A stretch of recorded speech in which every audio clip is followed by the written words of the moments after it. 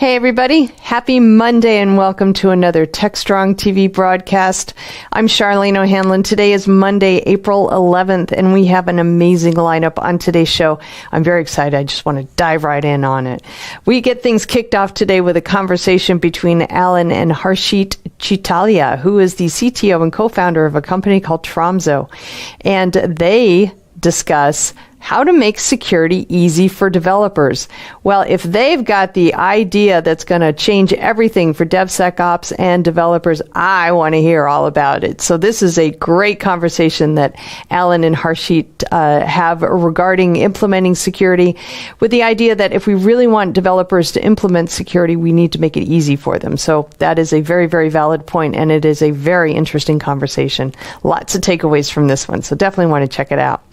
After that, Alan speaks with, actually, Alan doesn't speak. We have the first of the SRE show series with our sponsor, Lightstep from ServiceNow, I think it is. And the conversation is about some insights from the recent SRECon 2022 Americas event, which happened March 14th through 16th. And it occurred bringing folks together from around the world. This is SRECon 22 Americas. So they discussed site reliability, systems engineering, the relationship between DevOps and SRE, modern observability practices, distributed tracing, eBPF, and so much more. So in this conversation, talking about some of the highlights from SRECon 22, we have Mitch Ashley and Austin Parker, who are joined by Jithin Bhaskar. And they talk, as I said, they talk about some of the main takeaways and some of the things that maybe will be popping up in conversation over the next year as it gained in popularity in this year's show. So great stuff there. After that, we have the Haunted Hacker podcast. In this one, our host, Mike Jones, is speaking with an old friend of his, Mick Douglas, who is a SANS instructor, a hacker, a pen tester, and a guy who Mike considers to be a mentor. And as per usual with the Haunted Hacker podcast, they talk about all the things. And obviously, cybersecurity is a major topic, but Mike, he likes to go down rabbit holes here and there. So it is always something of a surprise when you listen to the Haunted Hacker podcast, some of the topics that they delve into. Good stuff all the way around. I love listening to it. And this is, I believe it's part one of a two-part conversation. So we will be running part two tomorrow.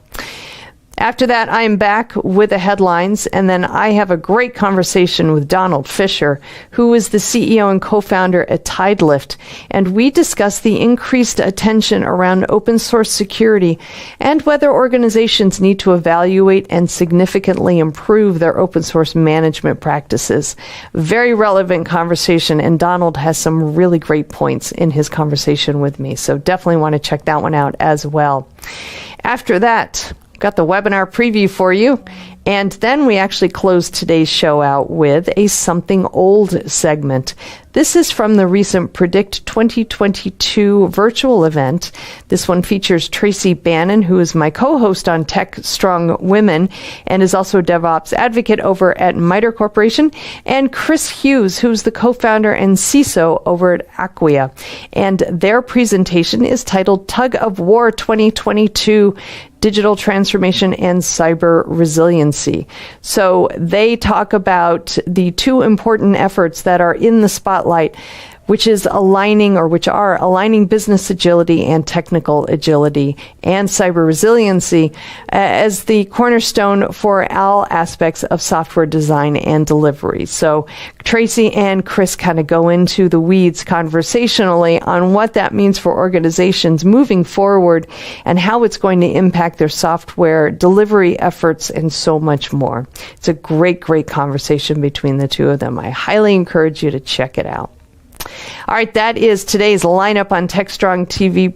And I told you it was a great, amazing lineup today, and I don't lie, so I hope you can stick around for the whole thing. We're going to get things kicked off right after these commercial messages.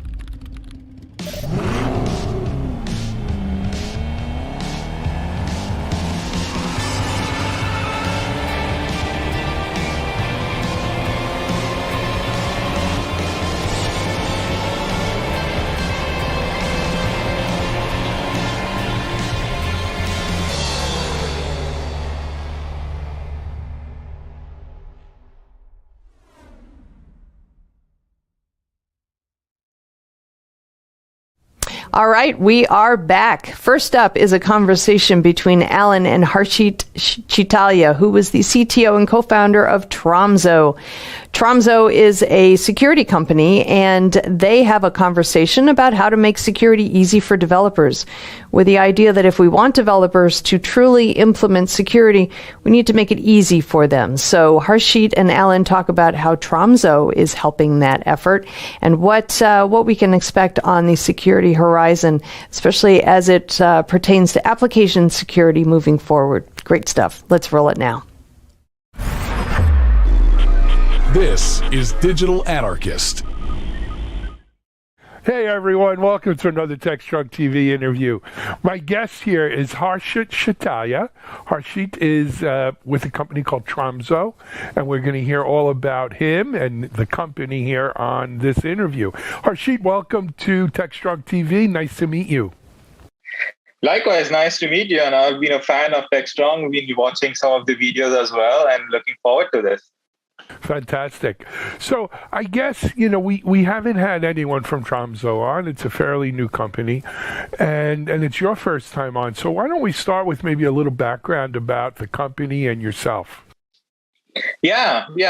So let me start with Tromzo. So Tromzo is a dev-first application management platform. And what do we mean by that, right? So our goal is to make security really simple for developers, right? So we plan to kind of make sure your entire pipeline, which is your software delivery pipeline, is simple, and we are able to kind of make sure developers have a say inside security.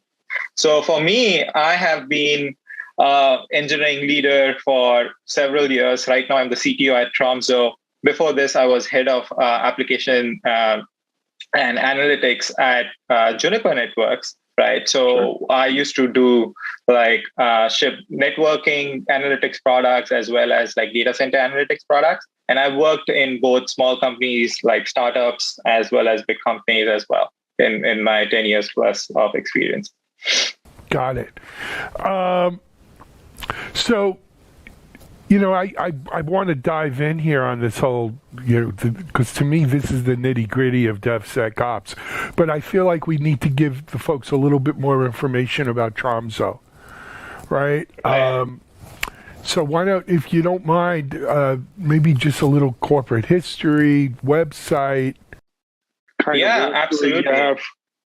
Yeah, so we've been in business for a year now. We started, I would say, right around this time last year. Coming out of COVID with all the digital acceleration happening, right, as the backdrop. And we started Tromzo, me and my co-founder Herschel, with our personal experience, right? I coming from an engineering background, him from a security background. And our goal was we were both in our journeys in our life where we thought that there has to be a better way of developers interacting with security. Right. If you look at every security vendor out there today, they pretty much are making tools for security folks. And the market has shifted where security people no longer control the software, right? It's no longer configuring firewalls, right? But it's actually making changes in code. And so now developers are the ones who need to go and fix those things.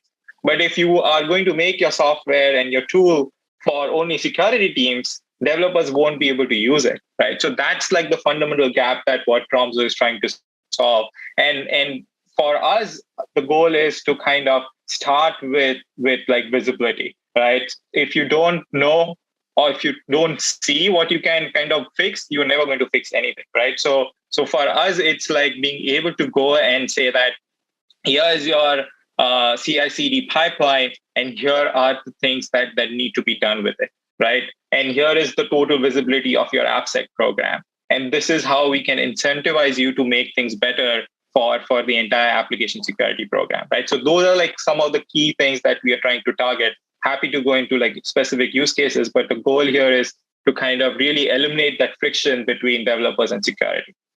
Yep. So we will dive into it in just a moment. Harshit, this is... First of all, it's music to my ears, right? I love to hear this kind of story because it's something I've been advocating for for 7, 8 years now. But here's, to me, the rub. Here's where it gets a little touchy. No doubt we need to make security tools for developers so they can develop secure software. But security people will not and cannot abdicate their responsibility for making sure applications are secure. It's everyone's responsibility, but the security people have to have visibility, controllability, right? They've got to have a seat at the table, obviously, and an important seat. Exactly. Right. And so, where rubber meets the road here very often is that these tools need to be approved by, blessed by, or even paid by security team's budget and security team folks, in order for the developers to use them. And so, and sometimes that's you get disconnects there. Security people say, this isn't secure. It doesn't give me enough visibility. It doesn't give me enough security. I'm not going to pay for this. Let them pay for it. We don't have budget for that. And then, there's a million and one reasons why, right? The security team can say, well, this isn't for us. And I'm not blaming this all on security. On the other side of the coin, the developers, if they know the security people are like, I don't want to use the term forcing it on them, but if they know that this is a security team kind of project, they're like, oh no, those guys just make us do double work. We have good security tools for the developers, right? There's still that friction, much less than it was, but still that friction. Absolutely. Interested in your take on that. No, I 100% agree with everything that you have said, right? And the reason for it is because we are evolving as an industry. So today, everything is microservices, everything is in the cloud. So 10 years ago, what people used to configure as security using firewalls and different mechanisms to kind of stop it at the network, everything has changed with cloud, right? Now you provision cloud formation, right? Now you provision containers. And so now what has happened is earlier AppSec used to be the small set of thing that, okay, I just do my code scanning and it's done. But now it's code scanning, dependency scanning, secret scanning, container scanning, cloud scanning. And the list goes on and on. One of the things that we found with this survey is 62% of the developers are using 11 or more application security tools in their environment today. 11. Now, if I, as a developer, come in today in morning and on Monday morning, I see 11 people telling me something to do, I'll be like, no, thank you. I'm just going to do what my boss wants me to do. Right. So I feel like the realization even within security teams has now been that and we've been working with some of our customers here, is that there has to be a multi I would say step approach, right? There has to be a change in culture, right, to kind of go ahead and be like, okay, we are going to be a shift left organization. We're going to promote security not as an afterthought, but from the design principle itself. So when I'm designing a new feature, security is the first thing that comes to me. And I definitely, in each of my sprints, definitely allocate certain amount of time that developers need to spend on fixing security issues. Right. So there are good companies out there, right? For example, Sneak, R2C, even GitHub, they are doing some of these things. But the problem is that there's just so much, I would say, noise, right, that developers just get tuned out of it. We have customers who have 1 million plus vulnerabilities in their environment. Now, if I went and said this to anybody outside, they would just get freaked out, right? But people on the inside know this, and the problem is not okay, when a Log4j comes in or a Spring4 shell comes in, then you're just scrambling because you don't know where all it affects, and even when it affects all the things, you are serially going to kind of go ahead and push for changes, which is never going to work, right? What you need is a security guardrail from the security team saying that these are my protected assets. These are the assets that are facing the internet. And these are the ones which are highest priority. And this is what you need to go and fix, right? Once that kind of a guardrail is what we kind of call it is established, then the engineering team can go and prioritize those things. But what's happening today is that the security team or the scanner goes out and scans everything, reports these 100,000 findings, and just dumps that whole thing onto engineering, which is like completely makes it like a no-ops kind of a thing where exactly as you established, right? Hey, this is something that security needs to go and do, right? What are they getting paid for, right? And security comes back and says that, hey, I don't even know what to fix because I don't know where these 100,000 things are. I know they are wrong, but I don't know what to do, right? So I think that needs to be solved through technology, and that's where some of the things that we are trying to solve as well. But I feel like there has to be a multi-step approach where you give like change in culture as well as make sure that security becomes like a primary thing in your day-to-day planning as well. Agreed. I'm listening to you talking just in real life adventures with this. It is cultural, and then there is the tool aspect of it.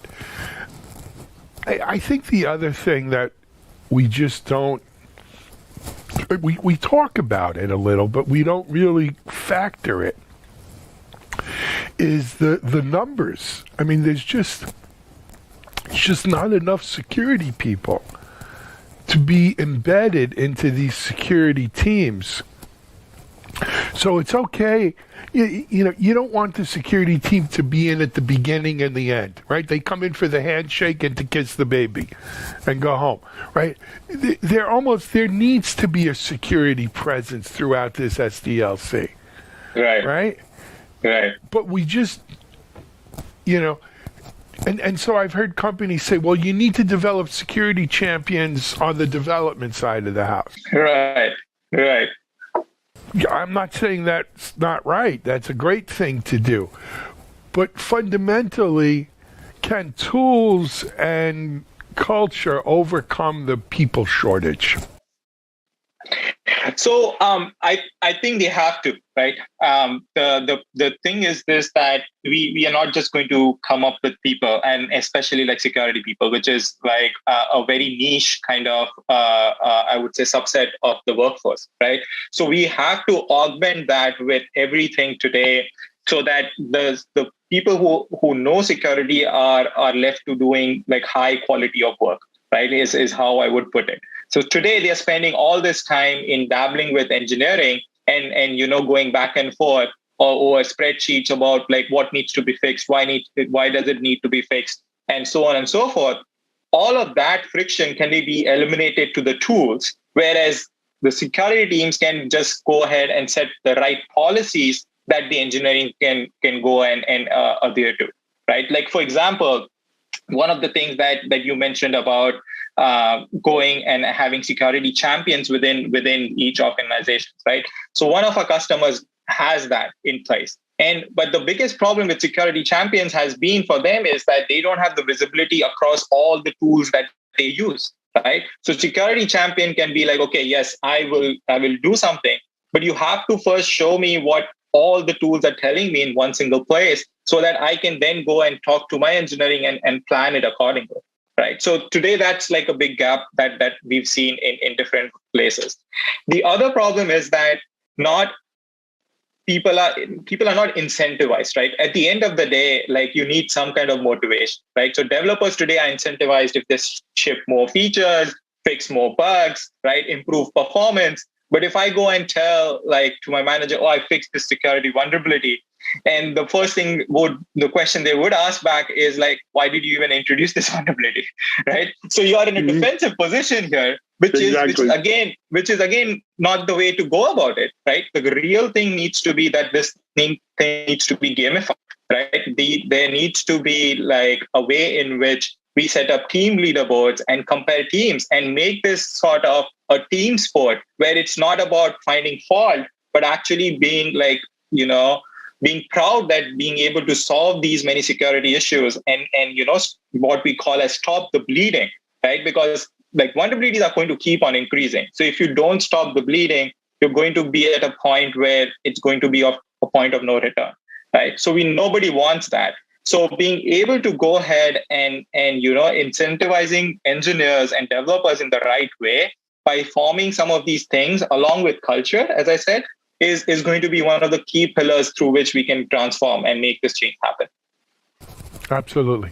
I could probably sit and talk to you for hours about this, but unfortunately, we have another video we have to do next. People want to get more information about Tromso. What's the website? So it's tromso.com, tromco.com. Great. Hey, you know what? Come back on. We'll continue this conversation. Absolutely. Would love to. Yeah. All right. Tromso.com. That's Tromzo. You can see it in the logo behind Harshit. Thanks for being our guest. We're going to take a break right now on Techstrong TV. We'll be back in a moment.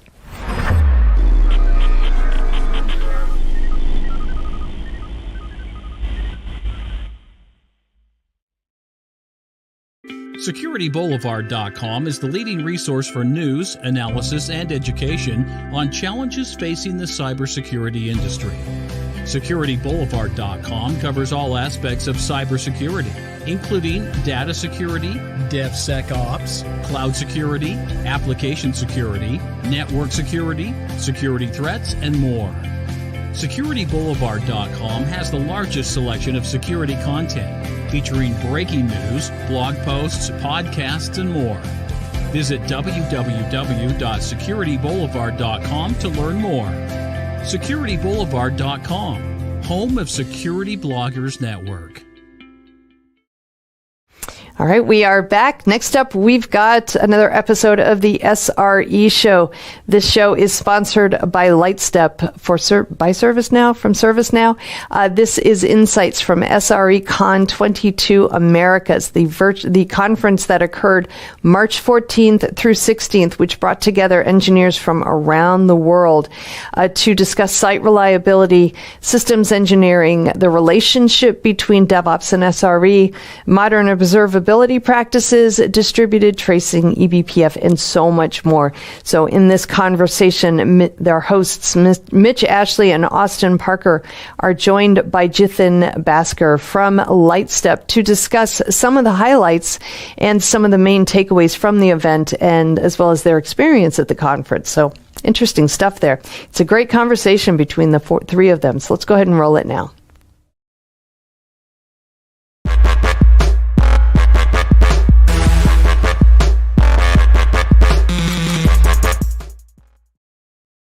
Hi, and welcome to another episode of the SRE Show. My name is Mitch Ashley. I'm co-host with my host, Austin Parker.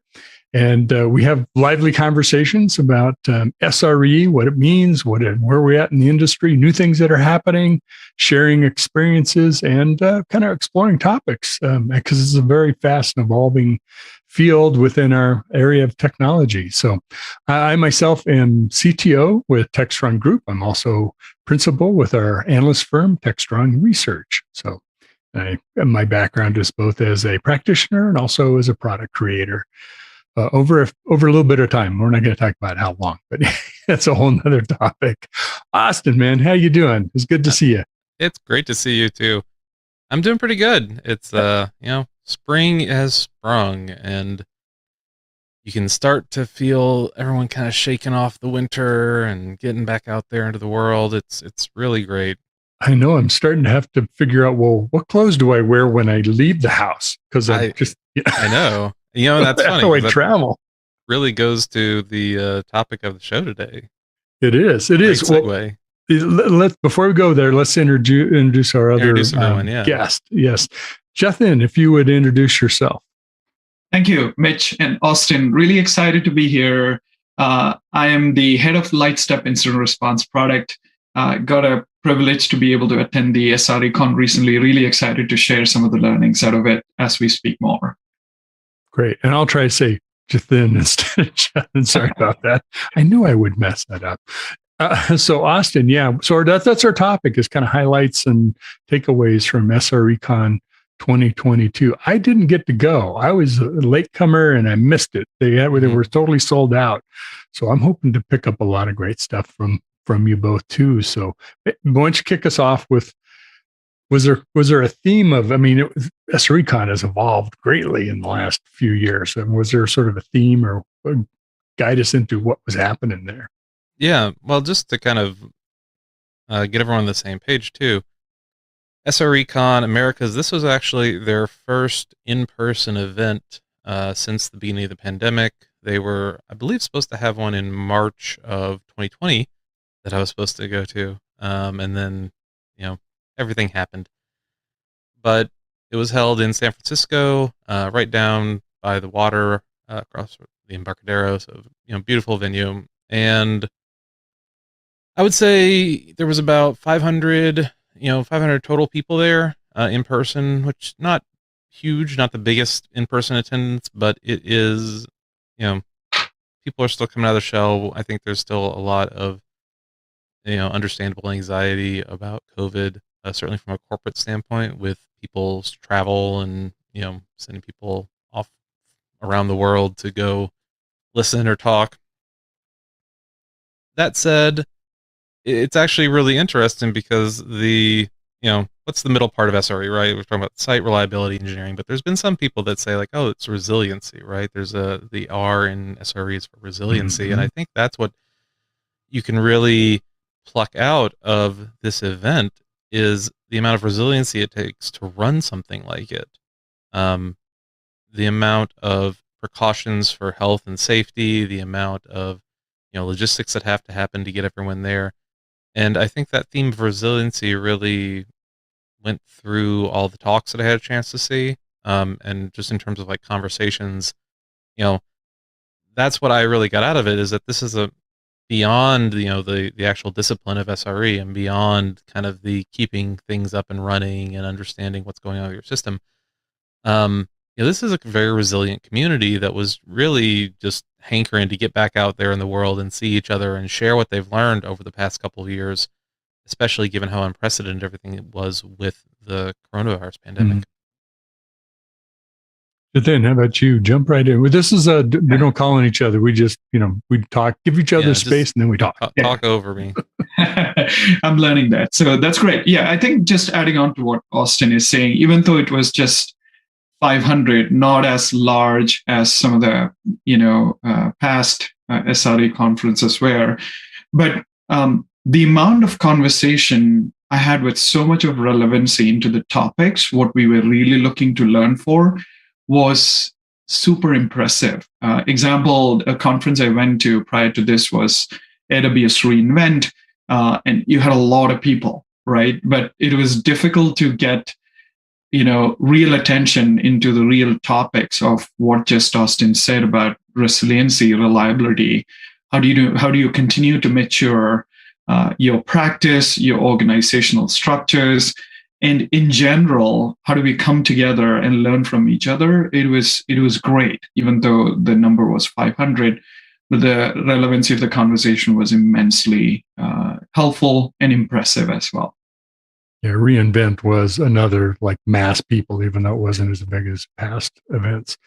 I'm curious about, you could talk about resiliency, both as applications and making our infrastructure and applications more resilient. And we could talk, and it's also something that's evolved in the SRE community as kind of bubbling up, maybe even above reliability.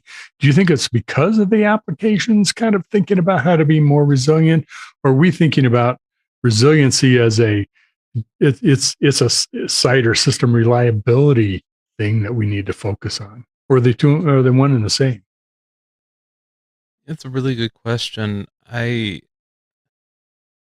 think one thing that kind of came through in a lot of the talks, there's a couple of really ones I want to call out.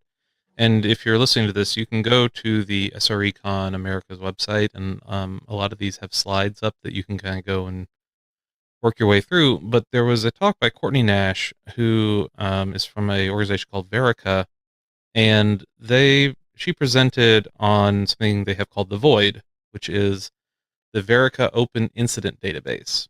And it's a big publicly searchable database of software incidents, for big public systems. What I think is interesting is, one thing, and maybe this is something that's kind of come out of the last, certainly 2-3 years, but really more than that, is this idea that we need to be, it's very easy to get caught up in talking about success, but you don't necessarily learn from success, you learn from failure. And the more that we as a community of practitioners and as a community of people that really care deeply about system reliability and about system resiliency, the thing we can do to actually get better is be more open about what went wrong. And I think that's what's interesting about the Void, right? Is that it's really normalizing the idea of like, oh, let's take all this stuff and let's actually, put it out there into the world, right? And learn from it rather than kind of keeping it under our hat, so to speak.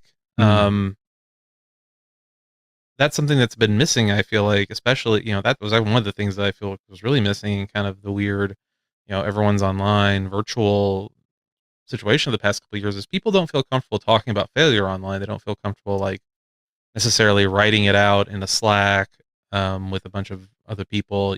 They don't publish it out to the world. But if you get people and kind of, get them in close and have a conversation, then they're much more comfortable talking about it, sitting around over a lunch table.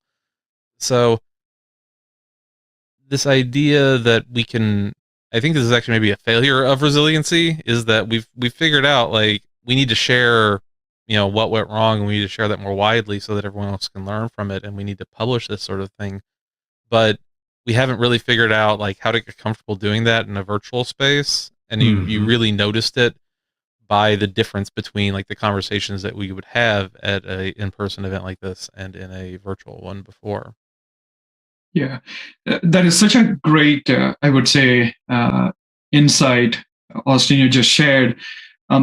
I got an opportunity to ask Charity Majors a question during one of our, happy hour event kind of a show.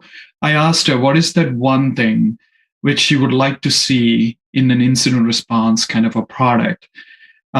She thought about it for, I would say, for a bit, and responded saying that a system which can be the repository of all the tribal knowledge and information of the people within the company who've gone through some of these incidents and issues in the past. And here is an interesting fact. I started my career 20 years back as an on-call engineer or a systems engineer. Every time I got into an alert or an issue, we used to carry those good old world pagers. It is nerve-wracking because I don't know what's coming, really. The first thing I really need is I need to really understand what exactly is the problem. I'm talking about 20 years back, where you don't have this extensive amount of observability systems like Lightsteps of the world, which can give you real insights into what's going on from an observability point of view. But the first thing I need to know is what's really going on, what system is actually broke, what service is gone, which rack is actually gone toppled down. And the next thing I need to know is whom I need to tap into from the actual owner of that system or the server. It's the same problem even today, after 20 years back. The challenge is, as and when the systems grew, as and when the ecosystem of application which help you manage some of these issues and the incidents, it's become so vast where you have a lot of pockets of tribal knowledge which exist within the company. And that's what got me passionate about how do we build this in a different way? Exact reason why we actually wanted to build something like an incident response and redefine how we look at it. Answer from Charity Major was a big inspiration for me in terms of it's not just about bringing the systems, but it's also about bringing the people and the knowledge together and how do we make it in a seamless way. I think that's the focus on people is really important, because I think one of the other things I saw a lot in the talks was this focus on, socio-technical systems, right? And bringing people in. There was a really, in Courtney's talk, to kind of keep going on that for a minute, there was a really interesting analysis because they, having all this public information means they can do meta-analysis of the information. And one of the things that the data saw that kind of intuitively, I think we all get in this trap of thinking like, well, if an incident is really long, right, then it's really bad. That there's some sort of there's an association between length of a failure or fault and impact. Almost outage mentality, right? Right. This sort of very error focused, safety one kind of mindset. But in doing these longer analysis, they actually found that isn't always the case, right? Like actual customer impact has a lot more to do with sort of what specifically is going on in your system and what it's in relation to, right? So it's less that I had an incident and it's more like why I had an incident, right? So this focus, kind of the point that led to is focusing on duration, focusing on mean time to resolution, things like that were actually not the best way to orient your thinking around incidents, because you optimize for what you measure, right? So if you're measuring MTTR, if you're measuring like, handle time or how long something goes on, then that has this maybe even invisible impact on what you measure, how you're measuring it, what you're dashboarding, what you're not dashboarding, right? And the processes and the team that you're building to resolve those incidents or respond to those incidents are also built around this idea. But it's not always the right way to do it.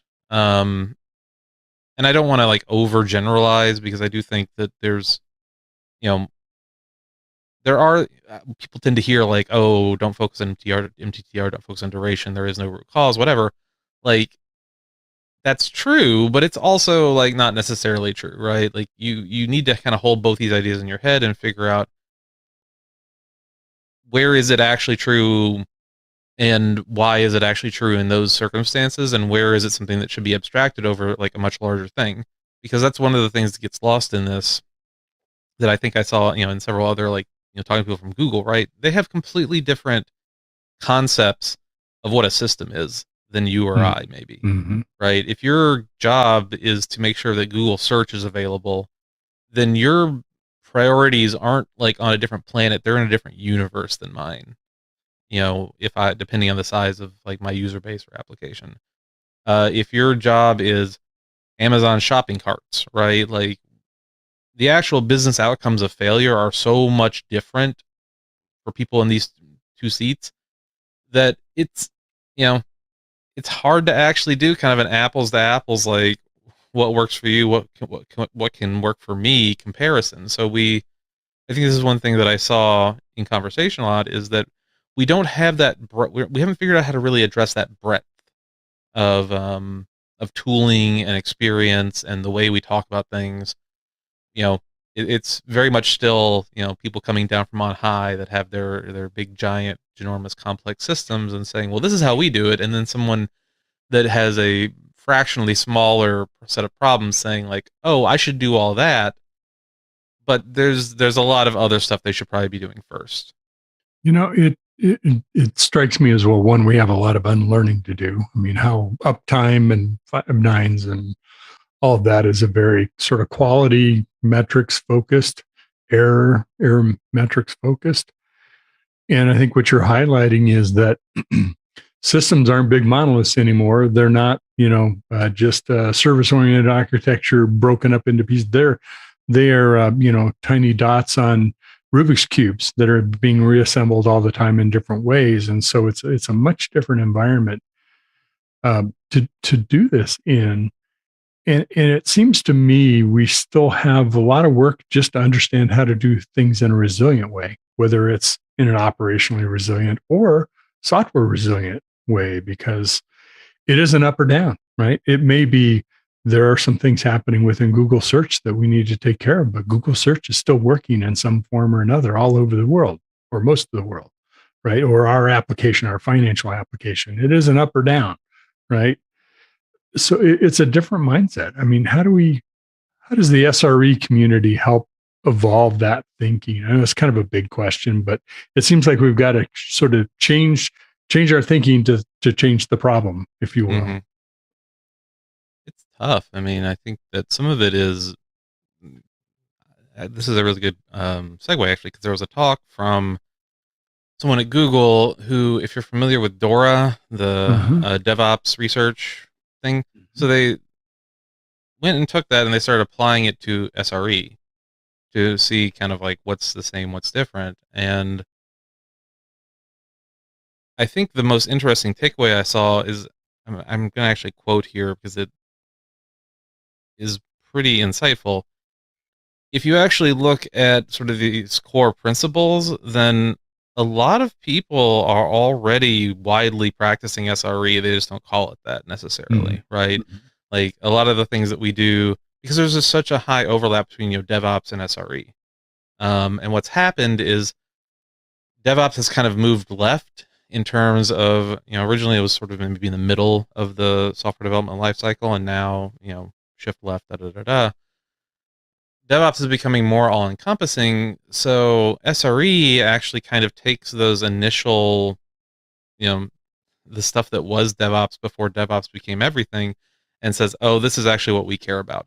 Things like agility, right? Things like shipping code to production quickly. Things like getting fast feedback loops. Things like, you know, accountability and really good, you know, retrospective practices and stuff like that, right?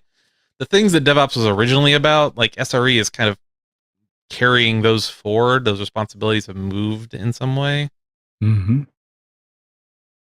Interesting. Is that a theme you picked up also, Jithan? Yeah, quite often. I think it's interesting that we are maturing into more of a resiliency conversation versus reliability, which is very important from systems and point of view. But I think Austin wrote a really nice blog article recently which talked about it's inevitable that things will break. And as things break, how do we make sure that not just the systems are resilient, but also people are resilient to be able to, take action on it? So one interesting aspect I also noticed, and maybe because of the after effects of the pandemic and how people have really been at home, work from home, and how burned out they are. But I also sense this need to recognize the people aspect, which is attached with the resilient systems. And interestingly, one of the mission statement we have for ourselves is how do we build resilient systems and happy teams, right? And to make it really real in terms of what I'm talking about, it's about how do we also look at things like as and when you have the things will break, which is inevitable. As and when things break, you may have teams on call for an extended amount of period or time or days. And how do we bring in some of the data forward as a part of getting more visibility into how teams are really working? Because talent is one of the precious things we have across the companies. And like take an example of Google. I was talking to someone from Google recently. They've introduced a new system of incentivizing people who are actually on call above and beyond their normal hours and the jobs which they do, right? Which I believe I see a transformation happening in the industry where everybody spoke about 5 nines and 4 nines and 3 nines. Now, how do we also look at the people element attached to it, which is another fundamental thing I've heard quite a bit as and when in different conversations with the people around, as and when I spoke to them. And another insight I also gathered, like one of the most high demand features, which I've heard often from the people, apart from everything like on-call, monitoring, observability, integration with common tools like Slack and MS Teams and all of it. But I also heard a lot about postmortem as a concept, right? How do we make sure that, as and when there is an incident, they have the ability to go back and take a look at some of the historical patterns of the incident which happened, and how can then we learn out of it? Or there is a systematic way for people to really capture insights and make it available for the rest of the organization so that they are paying forward as a SME or to the people who may come after them or who are now going to be on call. It could be the next month, it could be the next day, or it could be the next hour. right? And I see that evolution really happening, the importance of postmortem, and one of the most asked feature in terms of a product per se. So what I want to close it off by saying is that I see the evolution of moving from 5.9 reliability or a 4.9 reliability to talk a lot about resiliency, not just about from a system point of view, but even from a people who are really running the show at the background. Yeah, it's interesting. I think so many parts of our broader industry are kind of in this same place. I'm going to be speaking at a digital executive event in a couple of weeks. And part of what that talk is about is in the security world, it's not about just about preventing attacks and preventing bad things from happening. It's equally, maybe even more so about it's going to happen. It happens to everybody. I mean, that's the world we live in, whether it's you personally or you as a major corporation. It's about how you respond to it, right? You need to be prepared. You need to practice it. It's the red team, all that kind of thing. Same thing is happening. We're talking about resiliency in both the architecture and in SRE and in our operational roles, if that's even a division as clear as it used to be. I'm curious about too. There were some really good sessions. There was a variety of sessions, so definitely please check out usenix.org for the session content. There was a session about mentoring the next generation of SREs. Like this isn't new. We've been doing this a while. We're calling it SRE now. There was also some sessions on sort of what are the metrics, whether they're performance metrics or observability kind of information. Were there any interesting conversations happening with like how are we helping the next generation of people come up and bring what they can bring to this conversation? And how do we let the rest of the organization know through metrics how we're doing, what's going on? Yeah, I think there was a lot of really good conversations about, I think I've said this recently, SRE is kind of I think it still gets treated as new in a lot of ways, or as the new shiny toy, but really we're talking about practices that have been used in production at really large places for decades now. And while there's a lot more formality and kind of professionalization, I would guess, of SRE as like a title, it's going through the same loop that DevOps did in a lot of ways, where it starts out as this cultural movement and then turns into something you can buy a credential for. One thing that I think is really interesting is that for as much as we do talk about, SRE and DevOps, and we talk about this sort of broadening, how do we get people into the SRE industry or whatever, ops is still ops. Like we haven't actually, as much as we'd like to think otherwise, like ops is still there. They still exist. There are still, I might be able to go into, EC2 or AWS and pull up a, new VM, or, not care about the database behind whatever managed SQL I'm using. But like there's a server there still somewhere, right? Like there's still actual, someone tweeted this out yesterday. I thought it's great. This, you wouldn't see this if it hadn't been converted to light and then bounced off of mirrors over thousands and thousands of miles, right? Like the physical aspects of like operations and actually building servers and data centers and all that sort of stuff is still out there. It still exists. I'm wondering if the actual next generation of SRE isn't a little bit closer to that ops idea. Or maybe we see a split, right? There's people talking about platform engineering as kind of like the next wave of SRE. Maybe you have platforms and then operations engineering. I don't know. Maybe the question behind the question is like, you're talking about how do we mentor the next generation of SREs? Like, should there be a next generation of SREs, or are we already to the point where the next thing should be platform engineers or operations engineers or some subspecialty that we haven't really defined yet? Yeah, we touched on that on our roundtable that we had just a few weeks back.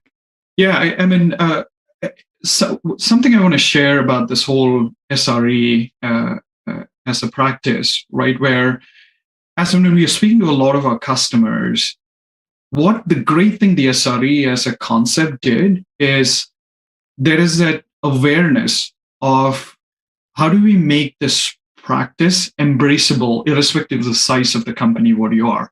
Like some of the customers we speak to, like a smaller early growth or, that I would say post-revenue kind of a startup, which we are working with, they all want to embrace the culture of SRE, but what embracing that culture, what's helping them now do is they are having the dev teams really own SRE as a culture, but even though they may not have SRE as a title at the moment, or there's no named person as an SRE within the team, but that practice of SRE, every dev now build and also owns it and maintains the application too, which is what the great thing, the SRE as the whole, the Google Book of SRE, everything we, talk to the customers, sometimes some of them cannot afford to have a team of SRE of their own, but that concept and a practice, I see a lot of these companies are embracing. Like you build it, you maintain it, you own it,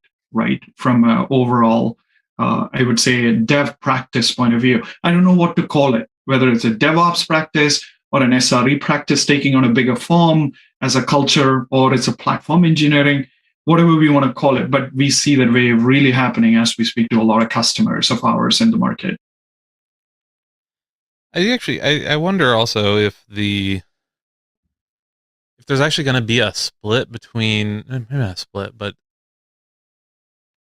as kind of people get, I think that's a lot of this gets tied up in like the Great Resignation, right? And this idea that kind of post-pandemic, there's been a wave of labor liquidity, shall we say, and people, changing jobs and people like kind of redefining what work is. I mean, personally, I know a lot of colleagues that like just left the industry, right? They said life's too short to like be touching computers all day. And so they went off to become alpaca farmers or something, which is a luxury that not everyone gets. I understand that. But it's actually kind of curious when you think about it, though, because we do, like, if you think about an office, or you think about an organization, like there's people whose dedicated jobs are just like culture, right? They figure out, processes, they figure out, how do we reward people? How do we, incentivize or disincentivize things? Like even outside of just management or managers, like there are people whose job it is to do this. So maybe that's like an idea whose time has come, sort of SRE or DevOps, but really just focusing on the cultural side of it and focusing on the, communication practices and focusing on the processes, that isn't explicitly like a management role, because this is maybe a little broad, or this is maybe even a topic all of itself. Like, are engineering managers really the people that should run SRE teams? I don't know. I think that we tend to look to management in engineering organizations as the ones that kind of help reinforce and set culture, but I think managers are almost always kind of compromised individuals in that, because of the way reporting works and because of how SRE works, right? Like SRE, DevOps, all these things weren't top-down initiatives; they were bottom-up. It was people in the trenches saying, like, we have a better way of doing things, and we want to do it this way. Can you really replicate that by, kind of this grassroots approach? Most of the time, I think you need buy-in, you need leadership to come by and say, like, yes, we support SRE, right? Or we want to do DevOps, or we want to do whatever. And without that buy-in, you can't get anywhere. But it's always hard for them to be ones that like drive culture in a way that is really responsive to what the employees, to what the people building the stuff are feeling. If that makes sense. Yeah, I mean, it does. And I think we will constantly be struggling to overcome things like really hardened silos in organizations. And I think even the phrase developers eating or software eating the world kind of puts that lens on developers. Mm-hmm. What's really happened, I think, is so many disciplines have all been elevated, whether it's ops and SRE, whether it's security, data, compliance, AI and ML, et cetera. A lot of people have come to the table because they see a way they can play differently in a sort of DevOps agile structure. Now, culturally, there may be a lot of obstacles to get over, with either some of the history or just the organic culture with an organization. But I feel like we're redefining all of this as we go. Because what DevOps isn't what it was 5 years ago, and what SRE is today isn't going to be what it is 5 years from now. Yeah, and it's fun.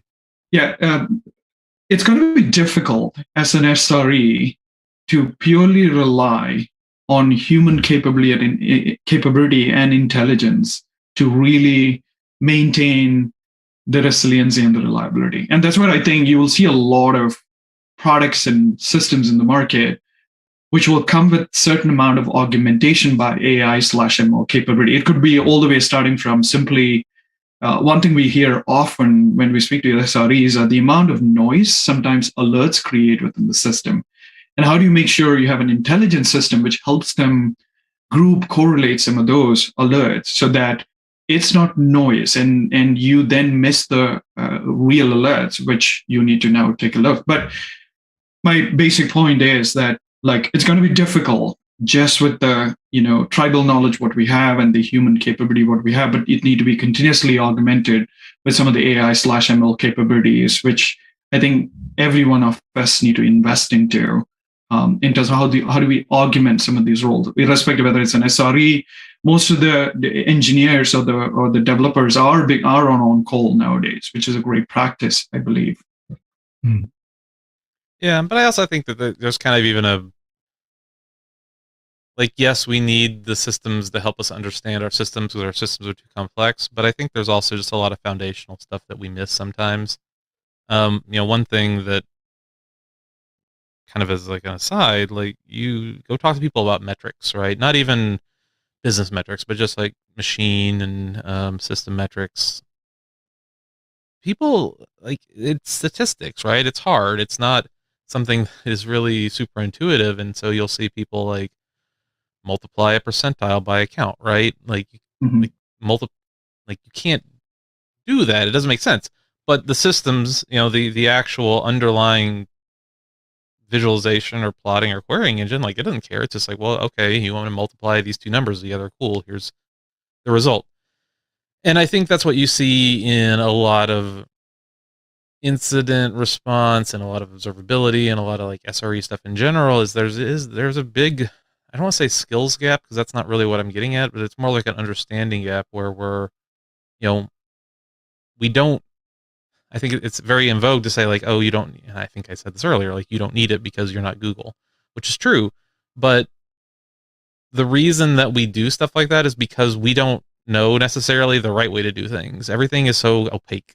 There's not a lot of great pure learning resources that say well, here's what all this stuff actually means and here's how to actually do the math. We have to copy the people that are bigger than us because we assume they know what they're doing, because if they didn't know what they're doing, would they be able to keep Google search running?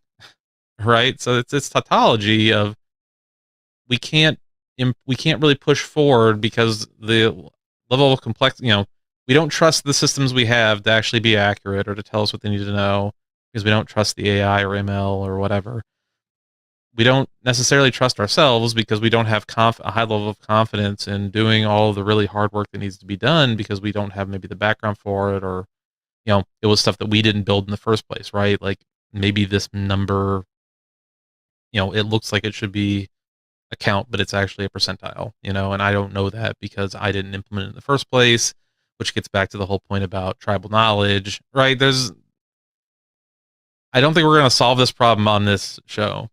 But that kind of explosive exponential complexity that is really on the back of human beings is that's, if someone figures this out, or that's someone helps figure out how to solve this, I think that's really going to transform how we talk about whatever the next generation of SRE is. Some great insights, Austin. Jathin, we have a few minutes left, and congratulations on the launch, by the way, of Lightstep's incident response. We have another segment coming up in our schedule. We're planning not to talk about the as a product only, but talk about incident response in the context of SRE. I'm curious if you could take a few minutes. We've talked a lot about how much things are changing in the land of SRE, what it is today, where it's going. How do you create? I mean, this is sort of a new category too, thinking about incident response in the context of observability.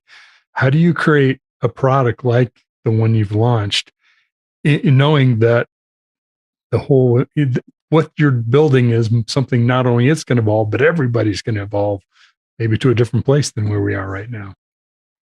Yeah, great question, Mitch.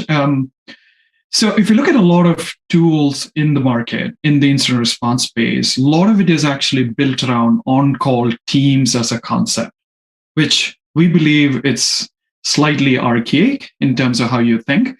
But the way we conceptualize our product is all around the service reliability. How do you drive ownership of the services? How do you drive the reliability of the services? And that's how our product is all built around. It's all about how you manage, maintain the health of the services fundamentally, right? The second aspect of it is, the way we ideated our platform is there are certain jobs to be done for an SRE, primarily, or the on-call teams, which are primarily responsible for application services systems, right?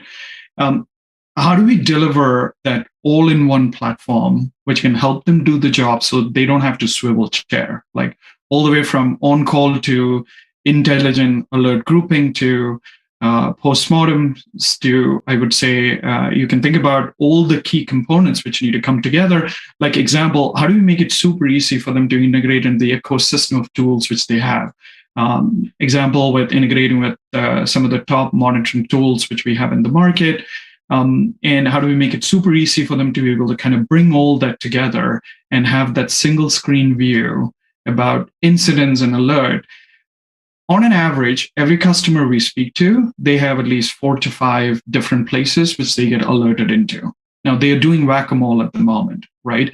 Some companies we spoke to, they get 30,000 alerts in a month. How do you expect that team of 50 to figure out what alert is more important? And that's where we believe this evolution, one is you need to think through the construct of the service and the health. The second one, you need to augment all the systems with immense amount of intelligence from AI/ML capabilities. And that's where we have embraced a lot of our capabilities from ServiceNow. That's where our product is built on from a platform point of view. We have embraced a lot of those capabilities from ML point of view to be able to embed into the product so that it's a much more intelligent system. Not just from making sure you get the right alerts, but also be able to then capture what went wrong. How do you now preserve that knowledge within the system through things like a postmortem in future? So I would say we have thought through the system in a very, very different way versus a classic on-call based incident response model. Austin, would you add something more to it? We have a few minutes left. So yeah, dive into this more. Yeah, I think it's honestly, I think the best way to kind of see it is to go up and sign up for it and try it out yourself. I do think it does some really interesting stuff. And there's a ton of potential, right? Like really and this isn't just potential, on the incident response side, right? Like, 'cause when you get down to it, there's nothing, one of the challenges I think that a lot of other people in the market have right now is that they are siloed, right? That you have, 20 different tools to generate alerts, or you have 40 different data sources, and you're trying to kind of, someone's saying, I got to make a new service, right? I'm going to deploy a new service. Well, what do I have to do?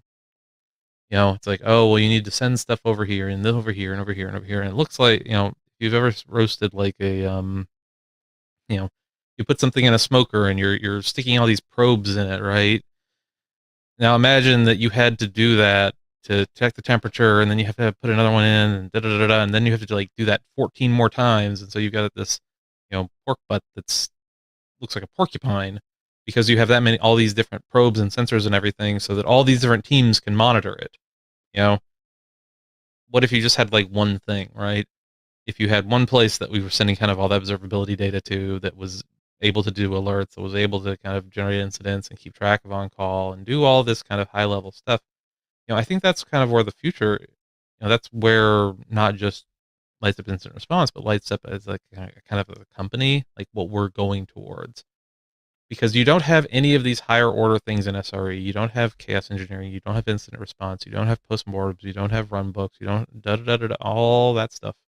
That all requires data. You need massive quantities of it, and it needs to be very high quality. And once you have that sort of foundational observability into your system and into your processes, then you're able to start building on top of that. And that is where kind of we're going. It's a journey. We're not there 100% yet, but it's super exciting stuff. That if any of this sounds interesting, you should check it out. You should definitely check it out. Go to the Lightstep site and find out more. Free account. I always think the best way is to go use it, right? Yeah, definitely. So good way. Well, thank you both. It's been a great conversation, and hopefully we've shared some things from SRECon 2022 helpful, and some additional thoughts beyond that. Look forward to people joining us on our next episode. I want to thank the team at Lightstep for sponsoring the SRE show, and my co-host Austin, and of course our guest today, Jithin. Look forward to talking with you both again soon. Take care. Thanks everybody for joining us today. Thank you, Mitch. Hey everyone.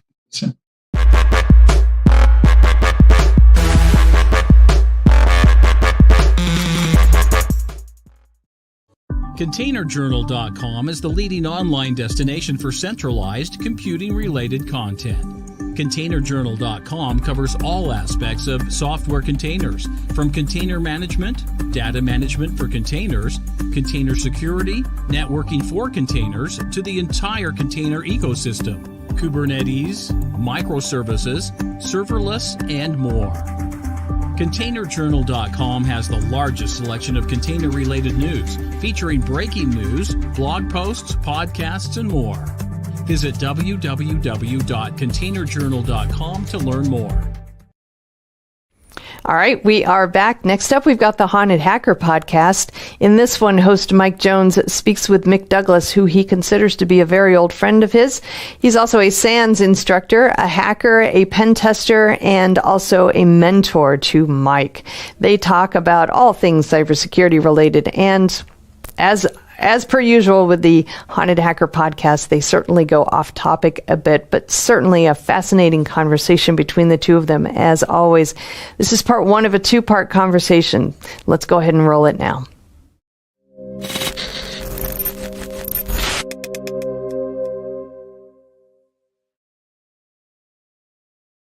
So yeah, like the conference scene, I feel like it's really changed, right? So before I left for London, I had gone to DEF CON, years back, and it was a certain way. That was back when it was still at, I want to say Rio. You would have been, or was that Riviera, actually? Riviera. Yeah, it was with Riviera. That's where when I went with Josh and all that.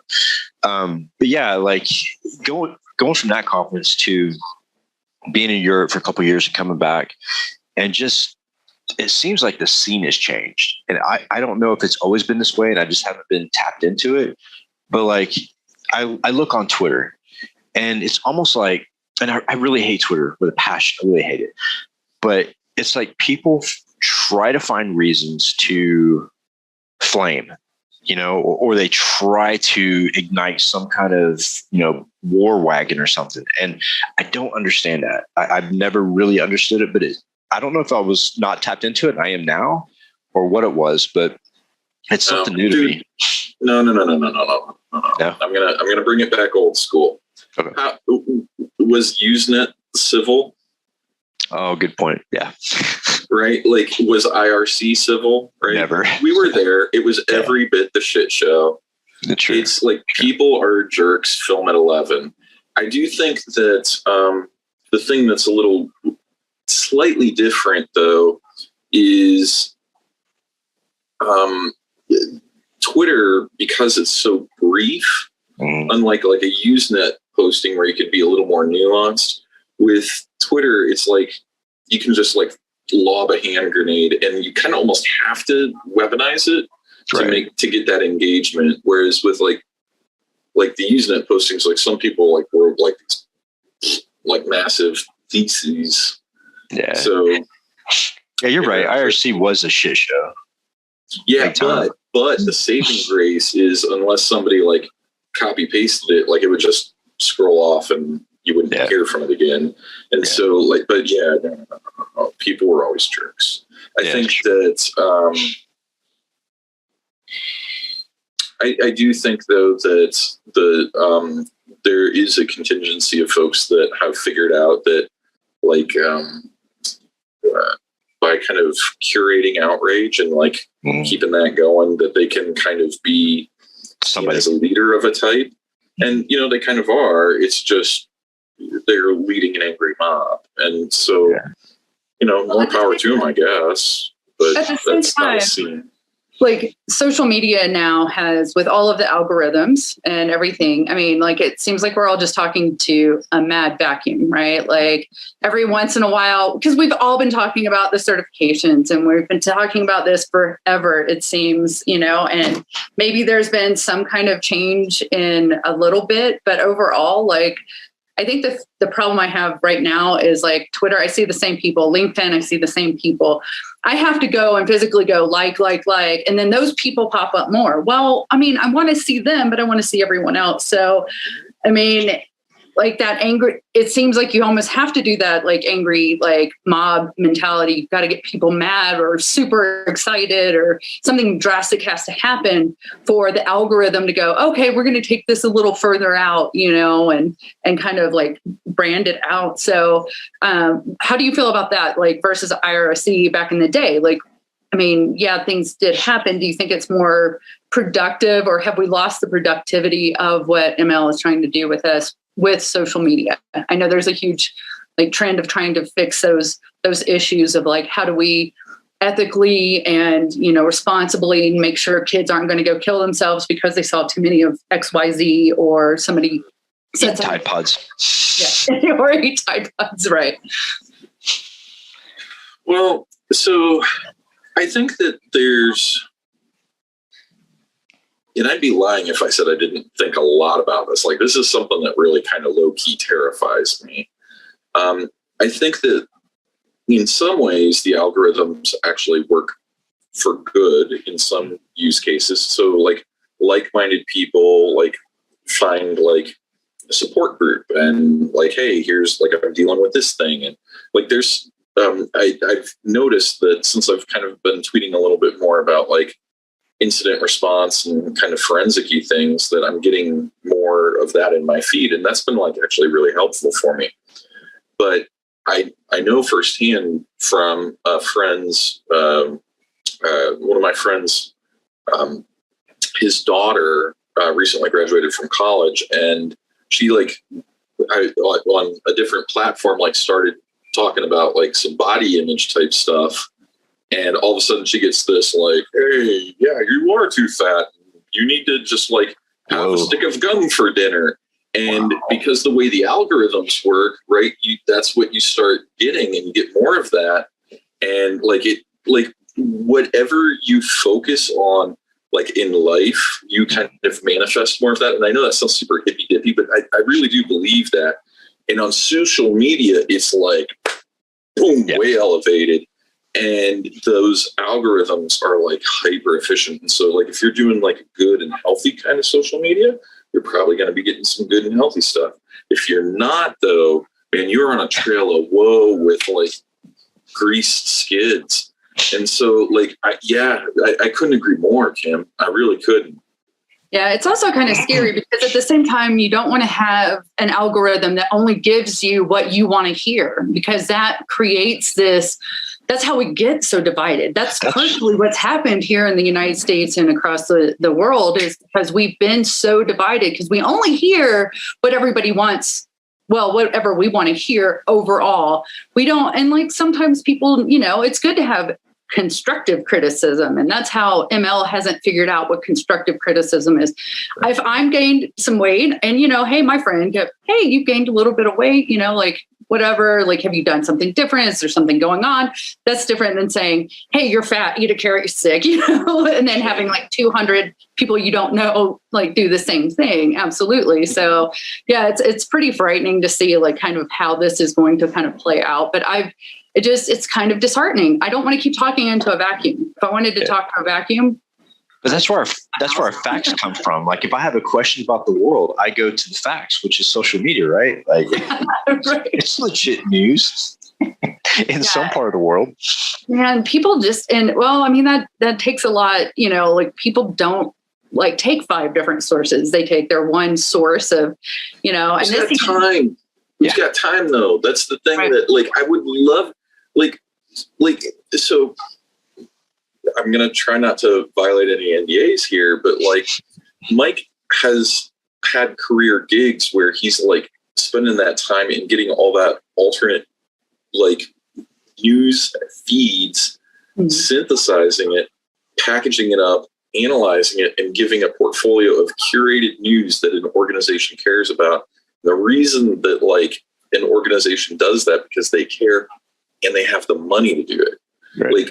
I don't know what, like, I don't know how we could do it. Like, it sounds super undemocratic, but like, it would be hella cool if there were some way to have like an actual peer reviewed, true neutral news source. And they're just like, yo, like, both sides in the middle, eat it. This is the facts. Right.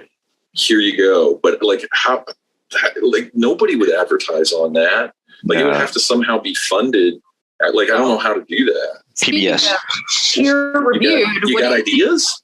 Well, what is your thought process on the whole Web3? So I'm kind of delving into the new Web3 like realm, kind of checking it out. It actually gives me a lot of hope. Like, people are really kind of going, nobody knows what they're doing. They're just we're just going to end up in the same mess. And possibly, but here's the thing. Yes, of course, they had to you have to build something and then break it, because that's what hackers do, and that's how you find problems. But at least this time around, it seems to me, at least from what I've seen, people are actually trying to go, okay, we did this, and we see that there is an issue with the security. Before we get way too out of hand and have these legacy systems we can't fix, how do we do this? And obviously, we're still years away from truly being at a good Web3.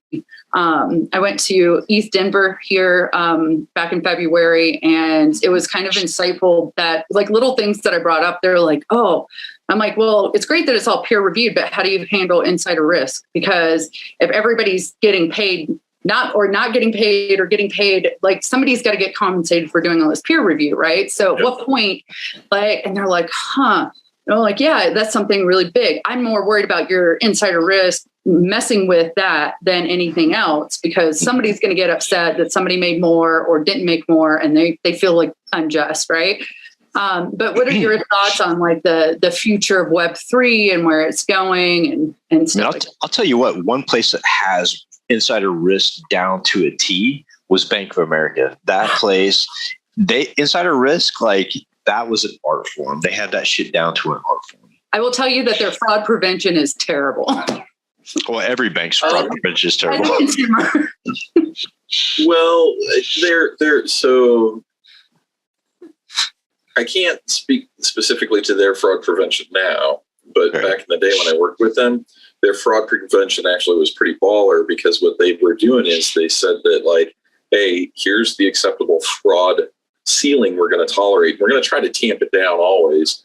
But, they realized that there's a certain amount of fraud that's just going to happen. And when it like went above and it became too much, they would just drop the big elbow on it and do like much, because the problem is, if the things that you have to do to be anti-fraud in many cases are also anti-convenience. And at a certain point, you're pushing away consumers or, organizations that are using your service.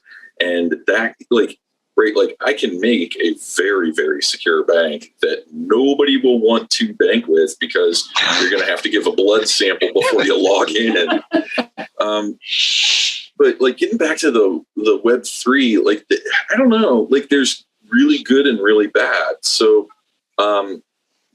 like some of the things that I'm really troubled with about the Web3 scene right now is like there's some really, really toxic like tech bro type things. And like, you know, I have yet to see a legit and like what I would consider a usable case for NFTs. Oh my God, yes. Now, I want to be clear. I am not anti-cryptocurrencies. Right. I think cryptocurrencies are a legitimate thing. I think blockchain is a valid thing. I think that where I start diverging from a lot of the Web3 folks is one of the things that I always challenge people is when you say like, oh, blockchain, yay. Right. Can you swap blockchain with a access list or some sort of trusted list? And if you can just swap it with like that, blockchain, you don't need blockchain. Like a lot of times people are like, oh, it's the blockchain. And like they don't know, like it's like just secret voodoo sauce. I do think that like some smart contract stuff can be very, very interesting. Yeah. And I don't know if you caught it, but like I was like, when you were talking about the insider threat, because I don't know, like that is absolutely absent from every single threat matrix I've ever seen in this. The only thing that I've ever seen that kind of talks about it is if like what happens if somebody like just kind of goes crazy or like they lose their mind or whatever. Like the system should in theory self-correct where you say like, hey, the reputation of this person tanked. But I do worry about that transition because there's going to be like, it won't be a gentle one. Right. And I also worry about Web3 because when somebody has that like fall from grace, I don't know how the systems would allow them to like recover. Like what if, like, here's a scenario. What if you have like a family member or close friend die and you're just like in a dark place and you're doing real like, I'm angry and acting out wrong. Right. Like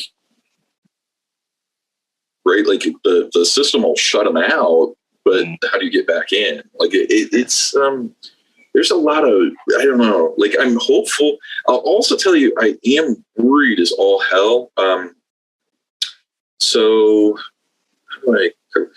I'm trying to not be like too Debbie Downer here, but one of the things that I do worry about, like cryptocurrencies and all the processing that we're doing, we're really burning up energy that we don't need to be burning up. Oh yeah, for sure. And we've got to come up with better ways of doing what we're doing. I think that the worry that I have is like we're setting up like really perverse economic incentives for you to just be like, yeah, I'm going to shovel puppies into this furnace because they burn the best, you know, like, let's go cryptocurrency choo-choo. And there needs to be some way of making it so that the system, like in a normal government, there's like accountability, and as broken as government is, at least they have to stand and face the voters a little bit. Like this system we're building, I worry that there's no accountability. Yeah, well, I would, if I was going to dump money into something right now at this moment, I think it would be cryptocurrency. Just because the actions that we took against Russia, disconnecting them from SWIFT, they're going to start pushing cryptocurrency in Russia, guaranteed. Like they have no other way to kind of resuscitate their economy, I think. And when we do sanctions, what is the first thing that happens when we put a sanction on a country financially? They go off and grab Bitcoin. North Korea does it. China does it. But you raised a good point about the amount of energy it takes in order to make that run. And I think that if we're going to continue with cryptocurrency as a possibility of some sort of mainstream financial, system, they have to make it mineable for everybody, right? So unless you have a data center, a cold storage data center where you're like cranking through the kilowatts per hour, you can't mine shit. Like, I mean, there's just no way. I've seen people with a separate electric line go into the house in order just to mine Bitcoin. And to me, it's a financial system that we should all participate in if we're going to do it at all. But they need to make it available for everybody. I think that I loved El Salvador's using the volcanic energy. Oh yeah. I mean, it was like something like, but at the same time, like that turned green energy. But like my other question for the future of Web3 is like, once quantum computing truly gets to where it's accessible to everyone, like what does that do with all of that? Like, will that completely change absolutely everything once again? I mean, will it? It's on who gets it first. Yeah, because if the good guys get it, like, we'll be okay. But if the bad guys get it, don't worry about Web3. Don't worry about Web3. What's going to happen is overnight, the current internet is busted. Yeah. And I always tell like my students, my clients, and anybody, like, hey, when quantum drops, like if the bad guys get it, I'm going to be off sailing, or I'm out in the woods somewhere. And they're like, ha, ha, ha, ha. And I'm like, no, for real. I am for real right now. And then they're like, really? And I'm like, it is game the hell over. Yep. It is the table. Like, that is the thing that keeps me up at night when I'm thinking internet is quantum. Quantum bugs me. True AI bugs me. And I think because we're not there, and we will never be there unless we understand true consciousness and how decisions are actually made. But we're so far away from that. I think, probably within the next 5 years, we may be a little bit closer to what AI should be. But I think right now, machine learning is probably the best that we have, advanced machine learning. But another, my pet peeve, and what doesn't keep me up at night, but makes me want to kick somebody's teeth in, is metaverse and the idea of having that virtual existence in another world where you could buy a Gucci handbag, but it's just like, an in-game purchase. It's like $2,000, just like the regular version. And what I was doing an interview for a documentary last week, and they asked me about gaming and in-gaming purchases, rare items, and all this stuff. And I thought, kids base their value on what they have in that game. When they lose that character, it gets taken from them, it kills them. Like, it literally depresses them, and they can't function in the real world. Can you imagine how many people, adults, would be that way in metaverse if the same thing happened? Because you're going to have Kardashians on there with, Lamborghinis and all these handbags and all this stuff. And normal people are going to want that same shit. So it's just, I think it's toying with the human psychology and making value seem something that it's not, right? So the inability to decipher personal value from in-game value and relying your confidence and your existence in the physical world based on what you have in the virtual world, I think is a poison. We start out with the kids doing that, and we fed it to the kids. Now we got Meta and that clan thinking that, hey, this is great, we should do it for adults too. And I think we're going to see a shitload of problems off the metaverse. Well, I think I agree with you but at the same time, I think that's also what, our parents thought when the internet came out. Like, all of a sudden we're in this virtual reality, but we actually are seeing the downsides now of what the internet can do. Like, it can cause children to, go kill themselves because or lose all of their money, or let, the parents, bank accounts get drained because they went and bought something they weren't supposed to, or get kidnapped, or child, so many things have gone wrong with it. I mean, there's no safe way, but we've got to, part of it is, where's that social responsibility of hey, we have to teach a child that the most important thing is your own self, mentally, physically here. This is how you survive. And then once you understand that that boundary, right? Like, this is fake. And yes, there can be money made and there are all these things, and it's wonderful. You know, at the same time, like, how do we teach that child? Like, you have to go research, right? Like, going back to, like, you know, different sources. There was actually, and this has been a while, but at Burma, Facebook was automatically came with government-sponsored phones. And so people in Burma thought that Facebook was the internet. They didn't know, like, they're just handed technology for free. And that's we did that, though. We did that with Obama phones, right? Well, we've been doing it forever. Like, I mean, I knew, like, my scariest moment, I'm in Panama going on a boat tour, and these shacks are like falling down, like no wall, maybe part of a roof. But you know what? They had a Claro TV on top, a dish, state-sponsored Claro dish. That's because marketing has taken over, and they're not teaching marketing. Marketing is getting a little bit better because they've gotten backlash. Kind of same thing back with the smoking and the cigarettes back in movies, and then we went away from it. You can't show smoking in movies anymore because then kids get this like false sense. You know, marketing is ruling these things, right? Like, make more money. You've got to be online. You got to be a YouTuber. You got to have all these subscribers. You got to do this. If you don't, you're not worth anything to us in the world, right? And it's okay. We want people like that. We need people like that. But we also, like, where's that social responsibility going back to the whole parents thing? Like, we've got to teach. This is what real life is. You may not get that job, right? Yeah. You know? Yeah. I'll tell you. So the metaverse thing, like,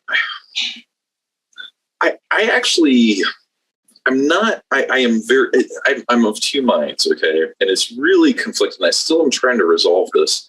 So, like, on one hand, I kind of am like good luck meta, because, like, if it were so compelling, I would have expected Second Life to have gone better than it did, right?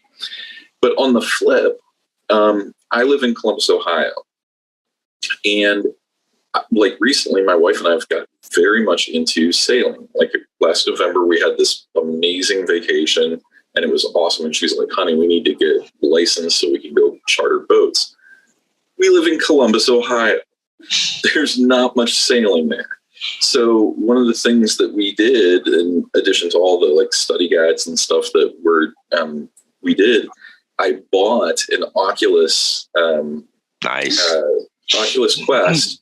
And there's a virtual sailing game, and it is bonkers cool how, like, they're like, okay, now grab the halyard and hoist it up this way, you know? And like, I'm learning all these terms, and I'm like grinding the winch and all this stuff. And like, it's like, I'm getting to do something that I like realistically couldn't do in the real world. Right. Like, I can't sail a 40-foot down the Wabash. Yeah, like, I just can't do that. That's not a thing. And so, like, it's, I don't know, like, there's some potentials. I gotta say, though, by and large, a lot of the stuff that I've been seeing is like straight up stupid. Right. Like there's this one VR shopping app where you're literally like you and your avatar are pushing a shopping cart, and then you grab the virtual object and drop it into the virtual shopping cart. Who, with a brain in their head's like, you know what's not good is being able to go click, click, click. Instead, I'd really like it to recreate the most annoying thing you have to do in the week. Right. So I was on the App Store, and it was like one of the pop-up, like top 10, downloaded something. And one of it was like Life Organizer. And like, I love organizing things. So like for me, but I mean, I would never want an app to do it. But at the same time, I'm like, is this a thing? Could I have built this? I could have built this, and I could have. It's kind of like the fart app, right? Like, wait, hold on. The 99-cent app would have gone haywire, but at the same time, is it teaching a kid how to shop for the first time, right? Like, is it teaching? Like, who is it for? Who's the aim? I mean, I think I agree with you 100%. So the key here is who is behind the app, who is actually dealing with the app. So all three of us, I think we're all in agreement that we would take the experience of Metaverse and use it for a positive thing, right? but that's a very small percentage of the shitbags that live in the world. So what we see online is a direct resonance from what the world is like right now. It's just shit. Let's just face it. You got COVID, you got wars, you got corruption in government, you got people storming the White House, the Capitol, and that shit bleeds into the internet. Because those same people that are wearing, the bison horns and running through the Capitol building, they're online as well. And so that's what we're seeing. And the reason why I say that metaverse scares the shit out of me is because those idiots are going to be in metaverse. And what could be a good experience, or what could be a positive experience, is going to be ruled by the mass, by the numbers. And I hate to say it, but the numbers in the U.S. don't really reflect a lot of responsible people and outstanding citizens. So you're going to get that same chaos, that same real life, physical, just bag of shit onto the internet. And that's what we're going to see in like metaverse. For anyone who has not already seen it, like that's watching this podcast, there is a movie called The Gamer. And this is one of the reasons, not just The Gamer, there's several. Even WALL-E kind of addresses lots of things that are happening right now where everybody is just stuck into a phase or a place. Like things can go amazing. It can be used for good. It can be used for bad. But like, that's where I really believe like an art is the first stage before the like actual life happens, right? Well, so that's the desensitization area. So they use art to desensitize you for what's coming up next. And art imitates they're trying to show you like, hey, this could happen. But at the same time, you are right. A lot of times it just desensitizes us of the fact that like, hey, by the way, like, yeah, okay, I'll be fat and drink a Slurpee in a rolly chair and outer space, and it's fine, whatever.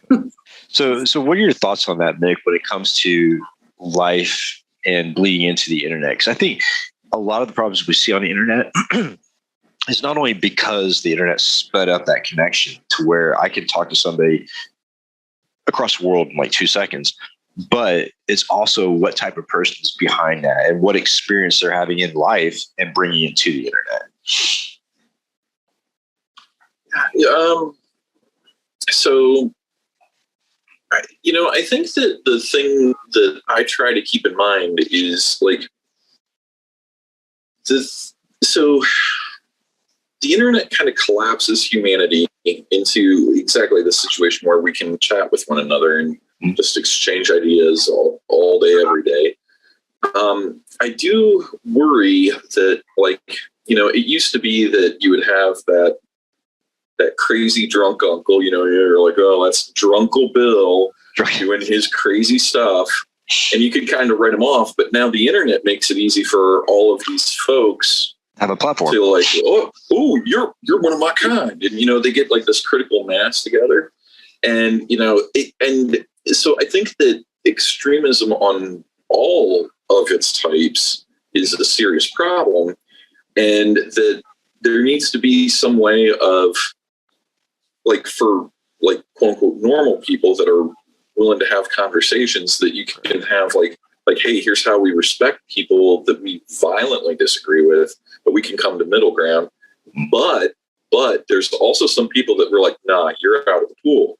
Because like if somebody's like, well, my opinion is I got to kill McDouglas.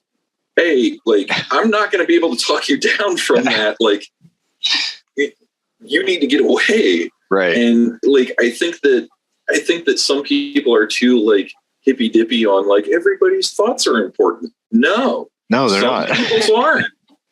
And then the other thing is, I think that some people take that side too much and they're like, well, if you don't roll up your sleeves just so like you're not cool, a bad person and I got to kill you. That's what Mick said. That's not what I'm saying. What I'm saying is we've got to have like some kind of like, you got to be this high to ride the ride in terms of civility.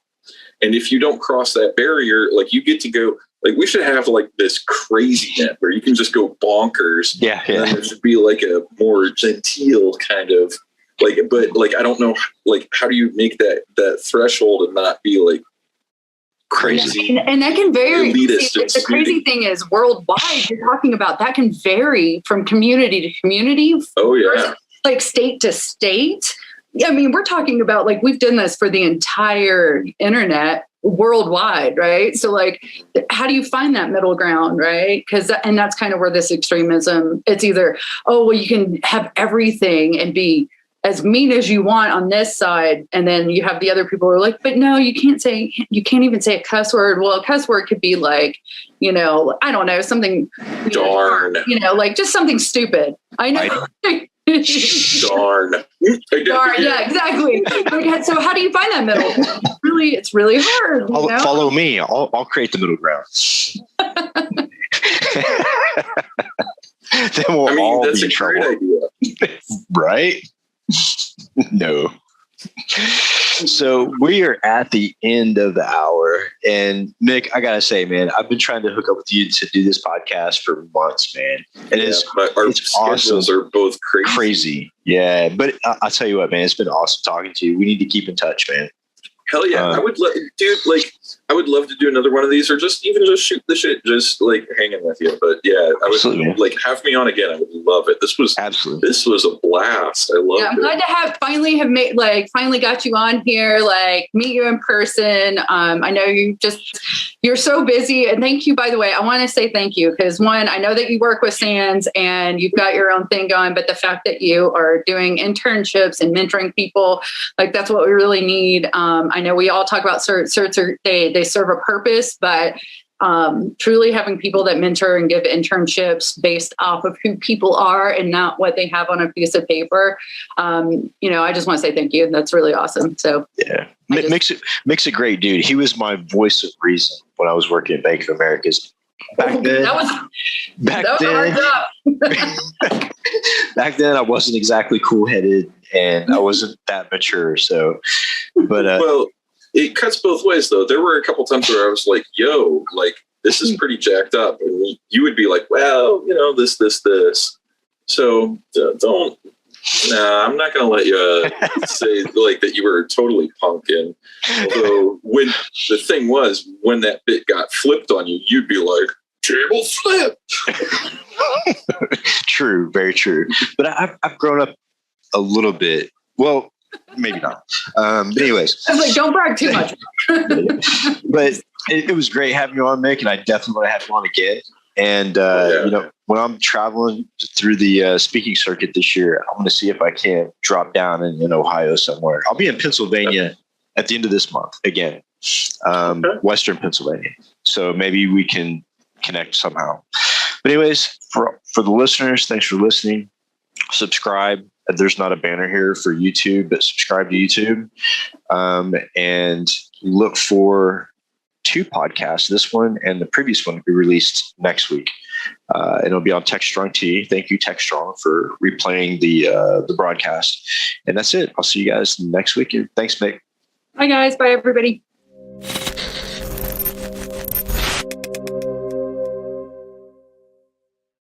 CISO Talk. To hear how real-world CISOs are dealing with today's real-world issues. From enabling secure remote workers to accelerating secure cloud adoption, defending against a pandemic of security attacks and beyond. CISO Talk covers the cyber topics you want to learn about. With your hosts, Unisys CISO Matt Newfield and Media Ops CEO Alan Schimmel, featuring a revolving panel of CISO cyber experts. This is where CISOs talk. Join us on digitalanarchist.com and techstrong.tv. Hey everybody, happy Monday. This is Charlene O'Hanlon, and I'm here now with the headlines. First up on DevOps.com is an article about understanding SaaS security for DevOps.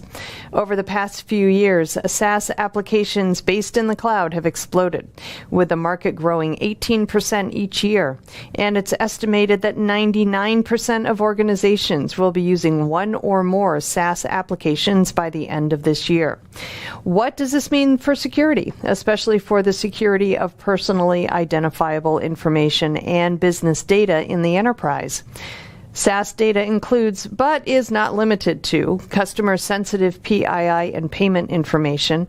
Increasingly, SaaS applications also house mission-critical enterprise information, including product plans, patent information, business and operational processes, and human resources records. General purpose application security testing solutions aren't built for SaaS software environments and often slow down DevOps processes as well as lack the necessary visibility into SaaS environments. Instead, the patchwork of tools must be replaced with a CI/CD approach. This article outlines the impact of SaaS applications on enterprise security and offers the steps to take to ensure the security of SaaS apps. Good stuff. All right, we also look at privilege escalation vulnerability in GitHub repositories that was discovered by Legit Security. I love the name of that company, Legit Security, and has since been remediated. Researchers reported they found hundreds of GitHub instances rated with more than 1,000 stars each that could be subject to the vulnerability. The company also reached out directly to most of these affected sites, including an instance of GitHub that is used to develop the open source Nginx web server, which is employed across hundreds of millions of websites. Cybercriminals could exploit a vulnerable build script to modify code or build artifacts that would result in software being shipped with code controlled by some other entity. The vulnerability could also enable access to sensitive secrets, such as keys, that are used to access cloud services or simply create a malicious pull request. Legit security researchers discovered the vulnerability by employing a set of risk assessment tools that are part of its software as a service platform, which enables them to apply security policies across the entire software development lifecycle. Excuse me. In news, ExcelQ unveiled the cloud-based ExcelQ Live test automation platform, which is continuously integrated with a wide range of low-code and no-code application development and deployment platforms, with the goal of making it easier to run complex tests across a multi-cloud computing environment. The ExcelQ Live platform reduces testing complexity by automatically updating itself as platforms from Salesforce, ServiceNow, and other companies are updated. It also provides access to pre-built codeless automation assets that are modeled on business processes via a live link. The company is also moving toward creating a marketplace where software vendors and service providers can build and deploy pre-built testing assets as well. Gartner predicts the adoption of low-code and no-code technologies will nearly triple by 2025, and keeping up with the testing amid the influx of applications will be a major challenge. Embracing test automation platforms infused with artificial intelligence capabilities will be a critical way for organizations to keep up. All right, over on Container Journal, we list 7 CNCF tools for scheduling and orchestration. Container managers like Kubernetes have become critical to managing large numbers of containers. By running containers in a cluster, a system can optimize how each application consumes memory. Automating these container management operations has become essential as the cloud-native ecosystem moves toward microservices designs and increasingly distributed computing. Kubernetes has become the near-standard container orchestration and scheduling utility, enabling engineers to better manage their distributed nodes from one control plane.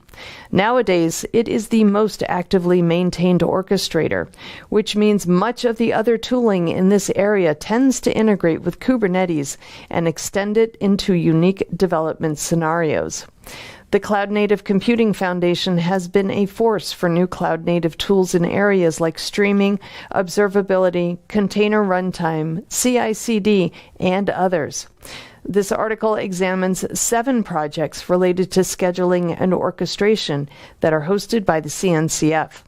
Many of these open source projects are Kubernetes aware and help deal with concerns such as multi-cluster management, multi-cloud, data-intensive workloads, and other specific requirements.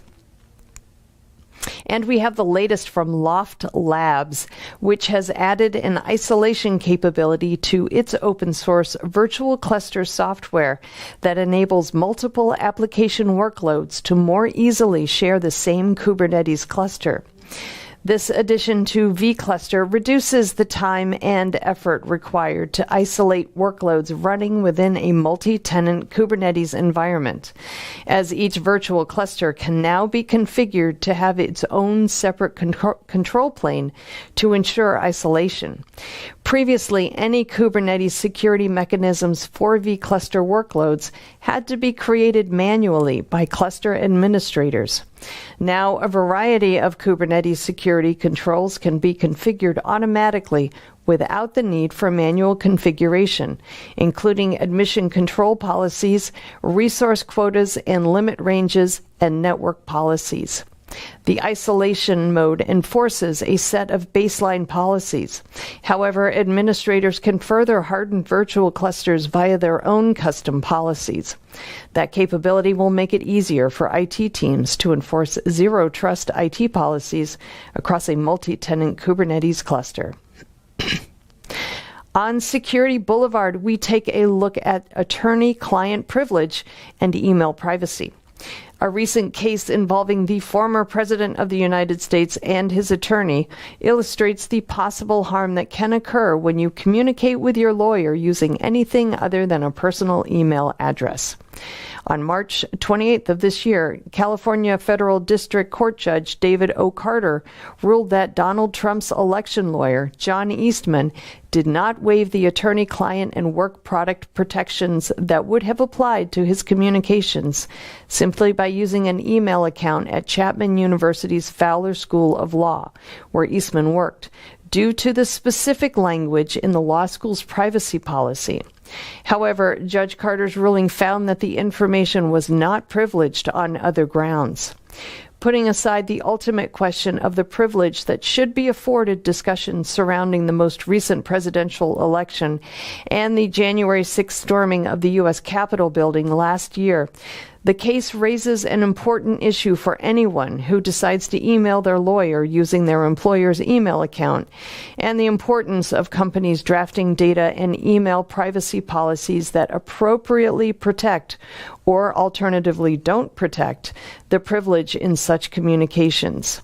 This article lays out what organizations need to know and includes references to other cases that illuminate the uneven landscape that is attorney-client privilege.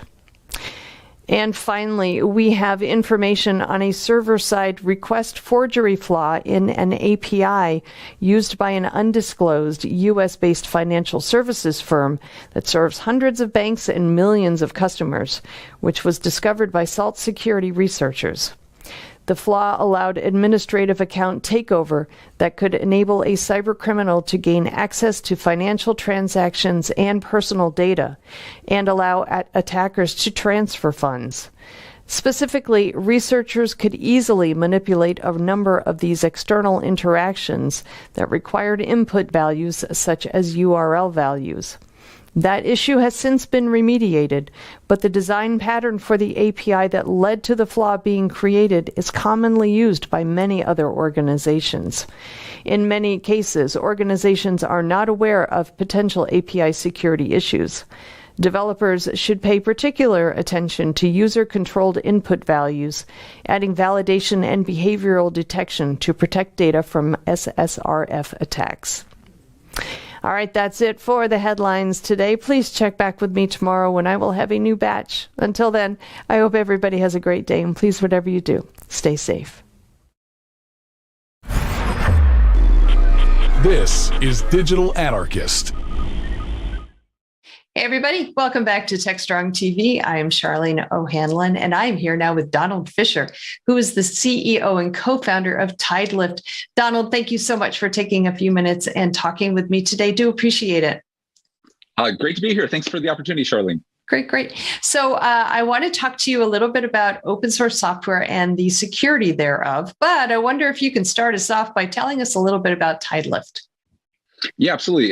Happy to tell you about Tidelift and then get into some of these important issues. So Tidelift, we're a relatively young startup. We're focused on helping application development teams who are building with open source software as the ingredients of their applications to be able to move fast, build those applications while also staying safe making sure that their packages that they're using meet certain security standards, et cetera. The way that we do that is fairly unique. So it's a combination of both software. We have this purpose-built SaaS tool that helps organizations keep track of and apply rules to the software, their so-called software supply chain, at least their open source software supply chain. And the really unique part is that we do this in partnership with independent open source maintainers, typically the original creators, or at least the current maintainers of those open source projects, across now thousands of widely used open source components. So a software plus people solution to this increasingly important problem. Yeah, well, you guys are perfect. You are the perfect person then to talk to about this issue, and it really is an issue in application development these days. We have heard so many things about the state of open source software and the security of the open source software. Log4j, I guess, is kind of the latest to make the headlines, the vulnerability there that affected so many organizations, especially those, I guess, who are using Java or JavaScript. But this is just the latest, and other things that we've been hearing about with respect to open source security. So I have a feeling that a lot of people who were really kind of gung ho about using open source code and open source software in the past are maybe feeling a little gun shy these days when it comes to using it. So what are you guys seeing in the space? Yeah, I mean, I think it's definitely, there's a heightened awareness around the issues of ensuring your open source software supply chain broadly. The reality is these days, it's actually not really possible to build modern applications without using open source. So it's not even really an option anymore. Time was that people would say, should we use the commercial app server or, one of these emerging open source software development stacks? It's not even really a question anymore. I mean, you can't build a modern website or a modern mobile application without using open source components, essentially. So the question is really, how are you going to use them? What kind of a process and approach are you going to put into place to make sure that you can use the stuff that you need to use while also ensuring that you're verifying that it meets these standards? And yeah, I agree that this incident that occurred around the Apache Log4j package has really put this in the forefront and actually moved it way up the priority list for many organizations and CIOs and CISOs, this issue of software supply chain security. And the reason why it had such an impact is that this package that had the vulnerability in question is a great package. It's widely, as you said, it's used in almost every enterprise Java application that there is. We found it in 100% of our customers were using this open source package because it's one of the best open source packages there is. 20-year history on Apache Log4j. That said, it's still software, and software is going to have issues. There's going to be new, security vulnerabilities that are discovered that are, sometimes accidentally introduced. And so the question is, how are we going to have a set of processes and frameworks and, also the people element to respond to those things, and as much as possible to be a little bit more proactive and try to get ahead of some of these things? That's where TideLift and a lot of other folks in the industry are looking to advance the state of the art. Yeah, well, it kind of begs the question, are we doing enough with respect to testing applications and testing software beforehand, or testing the code at least, so that we don't have as many vulnerabilities in the wild as we do? And along with that, are there instances where, the code goes out and everything is hunky dory, and then technology kind of moves at such a rapid pace that vulnerabilities just kind of happen because there are changes and things advance, and all of a sudden what once was not a vulnerability at one point all of a sudden becomes a vulnerability.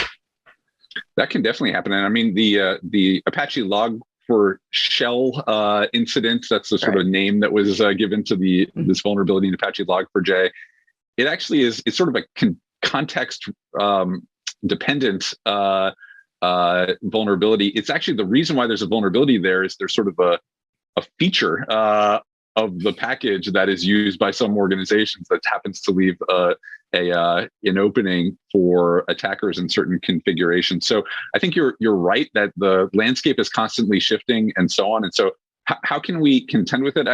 I think that history demonstrates that there's multiple layers of defense here, as in so many things. There are some things that we can do proactively ahead of time just to make sure that secure practices are being used to develop software, whether that's using tools to look at the code and sort of audit the code for common issues, but also issues around just like the configuration of systems on the development side, right? Like, is two-factor authentication enabled on all of the relevant systems to avoid somebody sneaking in and corrupting a package. And then, recognizing that some things are going to, slip through even the best, proactive measures. We also have to be well equipped to respond when these issues emerge. And so, one of the emerging industry requirements is to have a comprehensive list of the ingredients that are going into every application that you build, the so-called software bill of materials, or SBOM. And what that does is it allows you to know, when something comes up in the future, quickly identify all the places in your enterprise that are impacted. And so, there's multiple layers of defense here. We do have to recognize software is going to have defects. We can do some things proactively to try to reduce the occurrence and head off as many as possible, but we also need to be able to respond when they do arise and quickly patch and remediate. So do you think we've gotten better at making sure that the code is as free of vulnerabilities as it can be, as we've obviously the entire industry is paying attention now to these open source security vulnerabilities. So do you think that heightened awareness has actually been a good thing for application development and securing that open source code beforehand, before it goes out into into the masses, if you will? Yeah, well, I think in general, I would observe that open source the median open source software package is more secure than it ever has been, because there's more eyeballs on it. There are these increased standards and incentivization mechanisms like TideLift to encourage open source maintainers to vet that their packages meet certain standards, including security standards.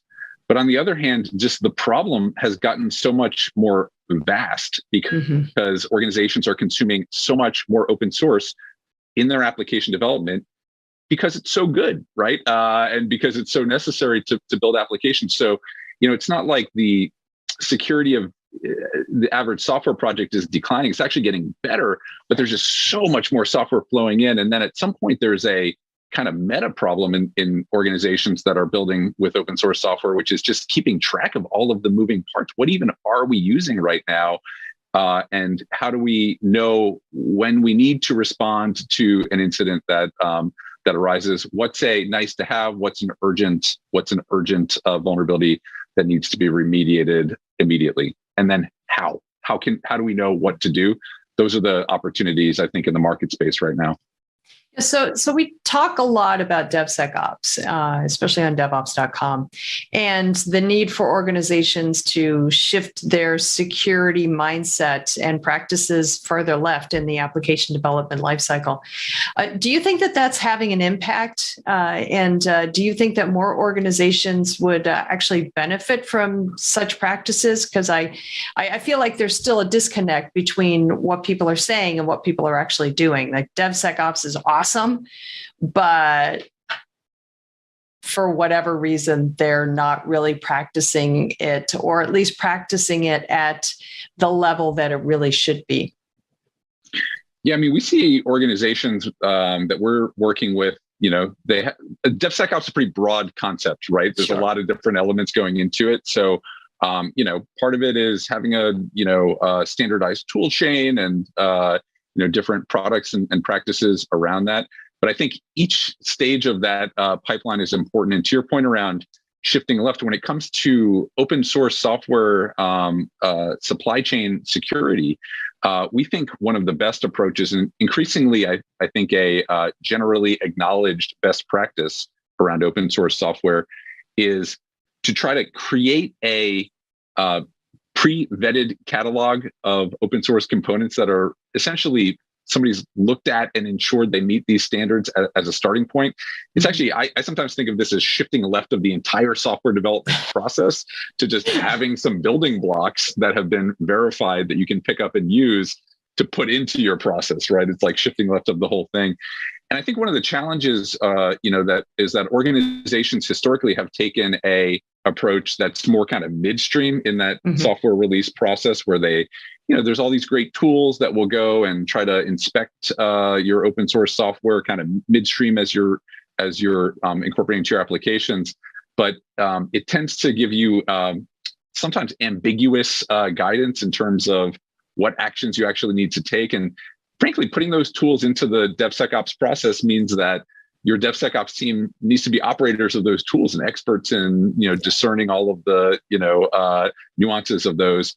One of the opportunities that we see is to basically do all of this work ahead of time for at least the commonly used universe of open source application dependencies, packages like Apache Log4j and many others like it that go into applications. Essentially get that work off of the plate of your DevSecOps team's desk, shift it left of your actual team as much as possible. Oh, that's an interesting concept. I wonder if we could shift things so far left that it actually kind of falls right off the edge. It's like shifting it out of frame or something. Right. Well, that'll be interesting to see whether organizations will maybe look to that approach to help secure their open source code. I think we are going to end up with a number of different ways to approach this very pervasive problem. I think they're all going to be innovative, and I think they're all going to be helpful. But I think the important thing that organizations need to recognize is the fact that they need to do something. Yeah, I agree. And then, the other part that I think oftentimes organizations have not appreciated is that this software is coming from somewhere. It's in fact not coming from a traditional vendor.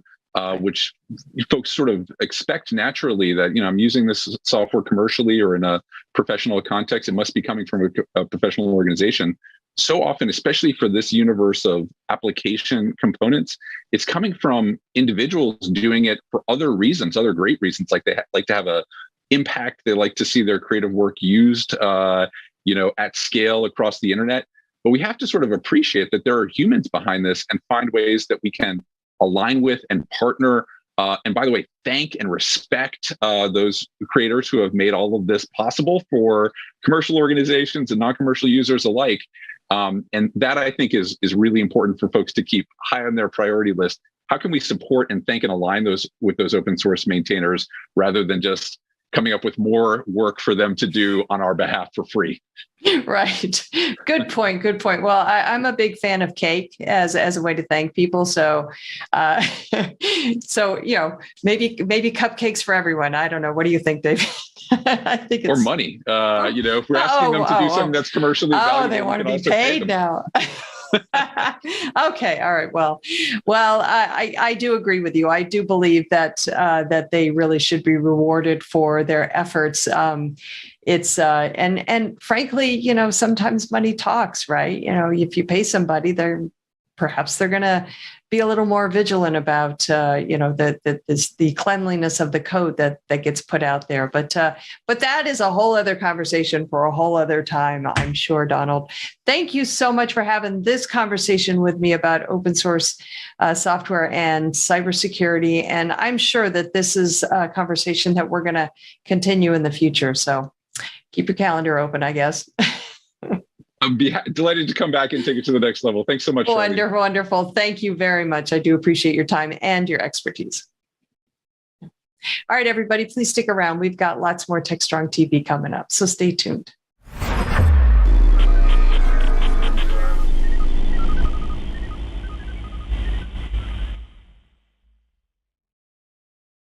Looking for a live conference focused on the tools, technologies, and practices most important to your business? Innotech conferences are live one-day business and technology conferences highlighting the latest in trends for IT leaders, developers, and IT professionals. Each event combines education, innovation, peer-to-peer networking, and the latest technology and business solutions for a diverse IT-focused audience. Innotek conferences occur throughout the year in strategic regional locations, bringing together technology professionals from various industries to learn about the solutions, practices, and tools impacting their day-to-day work and gain insight into what's to come. Presenters at Innotek conferences are selected and curated to ensure each session provides the most up-to-date and relevant information without any hype. Whether you're interested in digital transformation, cybersecurity, cloud, IT leadership, or DevOps, Innotek conferences deliver. 2022 events are scheduled to be held in Austin, Dallas, Oklahoma City, Houston, and Washington, D.C. Innotek conferences are produced by Techstrong Live and powered by Techstrong Group.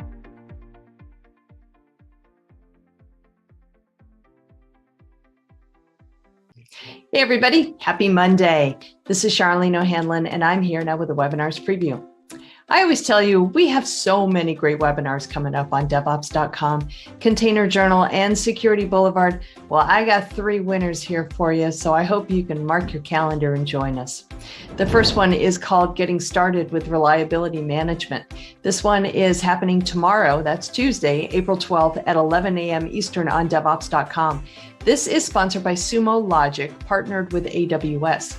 Now, keeping modern, complex, and continuously changing applications running is not easy. Most IT organizations operate from one fire drill by going from one fire drill to the next. Reliability management can help shift teams from a reactive to a proactive stance to provide a fantastic digital experience and mitigate service disruptions. So this webinar will cover how service level agreements and error budgets align your organization, how to get started with reliability management, and organizational best practices and patterns that aid success.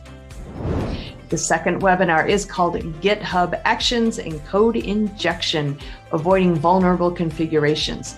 This one is happening Wednesday, April 13th at 1 p.m. Eastern on Security Boulevard. This one is sponsored by SciCode. GitHub Actions is an increasingly popular DevOps tool because of its rich marketplace and ease of use. As part of SciCode's research into the GitHub Actions security landscape, it discovered several pitfalls in the workflow that could result in severe security consequences. Unless developers deeply understand GitHub best practices, the workflows are likely to have mistakes that are costly and could create a supply chain risk to the application. In this webinar, they'll discuss how SciCode found and disclosed vulnerable workflows in several popular open source tools, as well as delve into GitHub Actions architecture to understand the possible consequences of these vulnerabilities and present some possible mitigations for these issues. That's going to be a really good one there. All right, the last webinar is called The Road to Reliability. This one is happening Thursday, April 14th at 1 p.m. Eastern on DevOps.com. This one is sponsored by Gremlin. Now, over the years, a lot of research has been conducted and many books have been written on improving the resilience of software. This talk will dive deep into 3 key practices identified by Gene Kim, Jez Humble, and Nicole Forsgren, who are the authors of Accelerate, the Science of Lean Software and DevOps. In this webinar, they will discuss the key measures of tempo and stability and how practicing chaos engineering will increase both. Interesting stuff. This webinar will offer up information on why teams should focus on the customer experience, how to test for failures, and practical tips for resource consumption, capacity planning, region failover, decoupling services, and deployment pain. Wow. Okay. All right. That's a great webinar as well. And those are all the webinars that I have for today's preview. I'll be back tomorrow and I will have a fresh new batch for you. Until then, I hope everybody has a great day. And please, whatever you do, stay safe.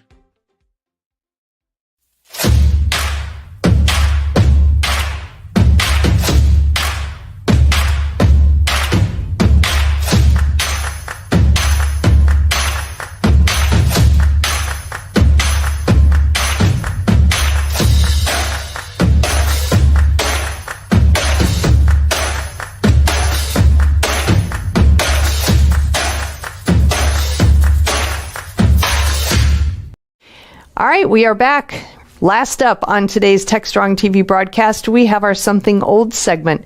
This is from the recent Predict 2022 virtual conference that we held a couple months ago, actually. This is a conversation between Tracy Bannon, who is the DevOps advocate over at MITRE and my co-host over at Techstrong Women, and Chris Hughes, who's the co-founder and CISO over at Acquia. And they have a conversation on the topic of Tug-O-War 2022, digital transformation and cyber resiliency. Certainly a very relevant topic for every organization today as we talk about aligning business agility and technical agility and cyber resiliency as the cornerstone for all aspects of software design and delivery. Great stuff there. It's a great topic and certainly a great conversation. So let's roll it now.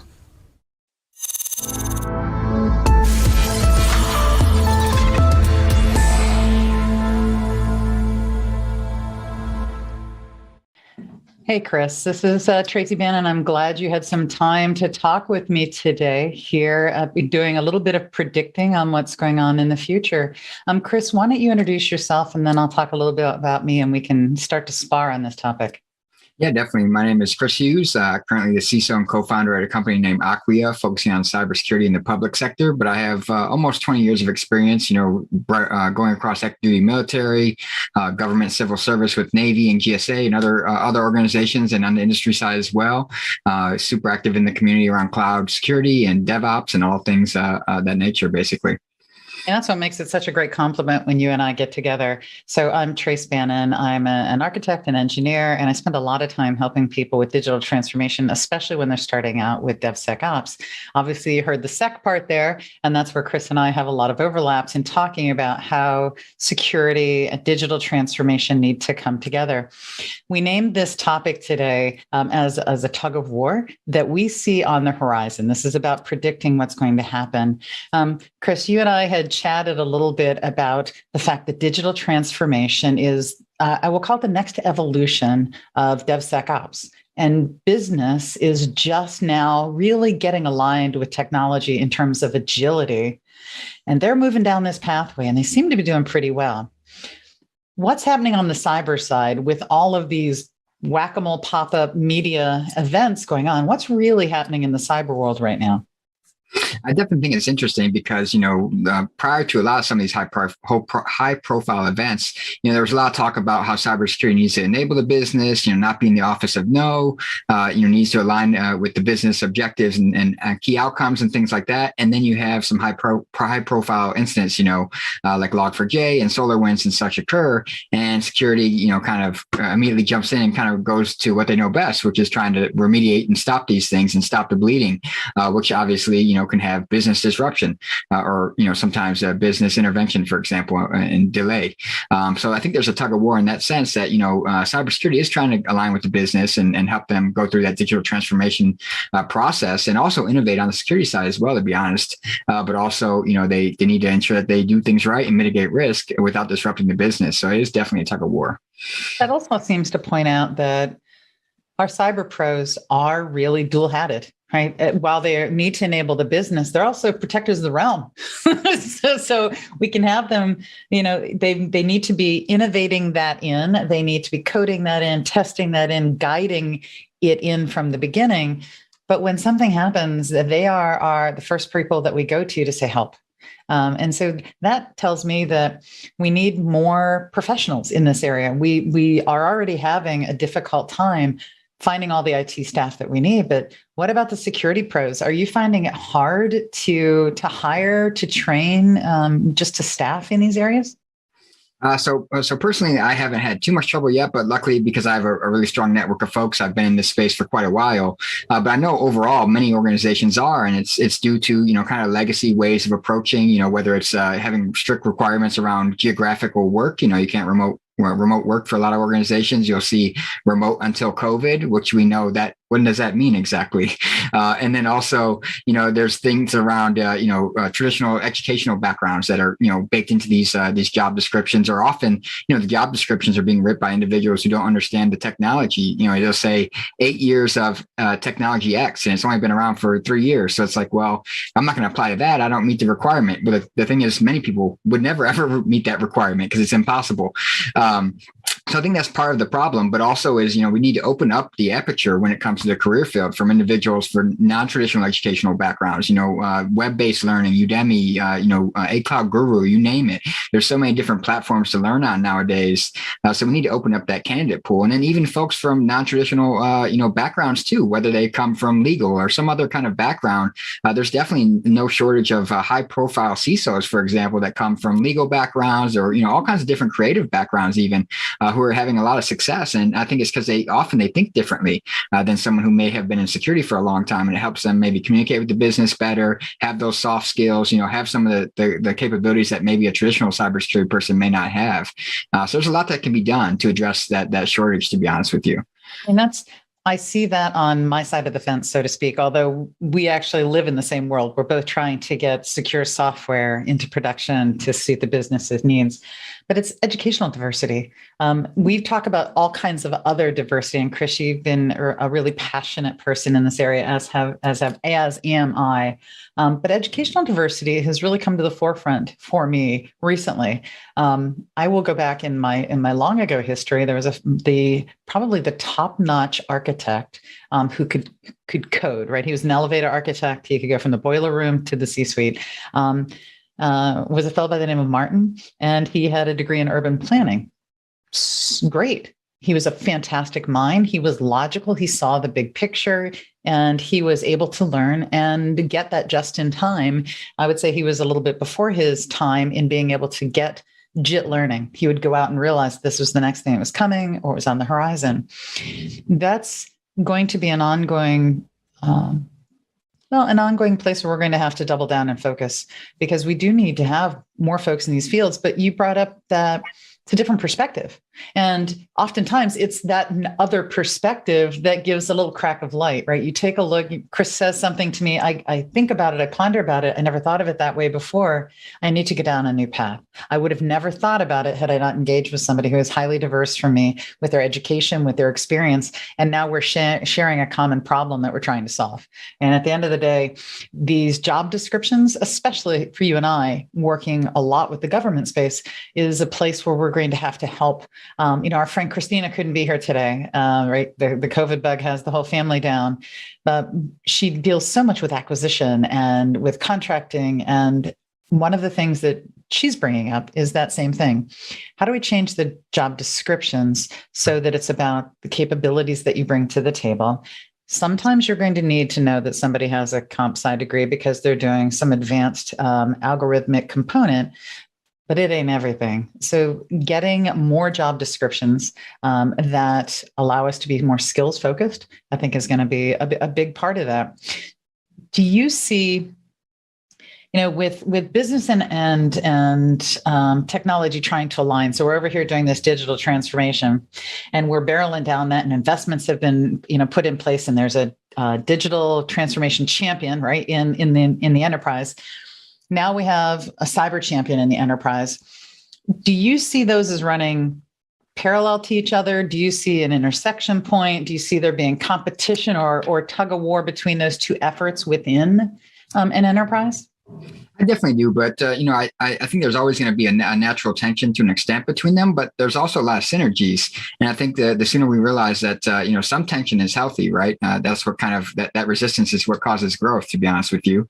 And I don't think they're mutually exclusive. When it comes to digital transformation and organizations, like you mentioned in the beginning, are increasingly realizing how critical technology is to business, right? Now, we're living in a digital economy, as many would say now, and that involves technology, which of course needs to be secured. So I think cybersecurity can do a lot there to help you protect reputational brand, avoid regulatory and compliance ramifications. There's a lot that can be done from a security perspective to help you deliver value securely and meet those goals that are mutually for both those groups, essentially.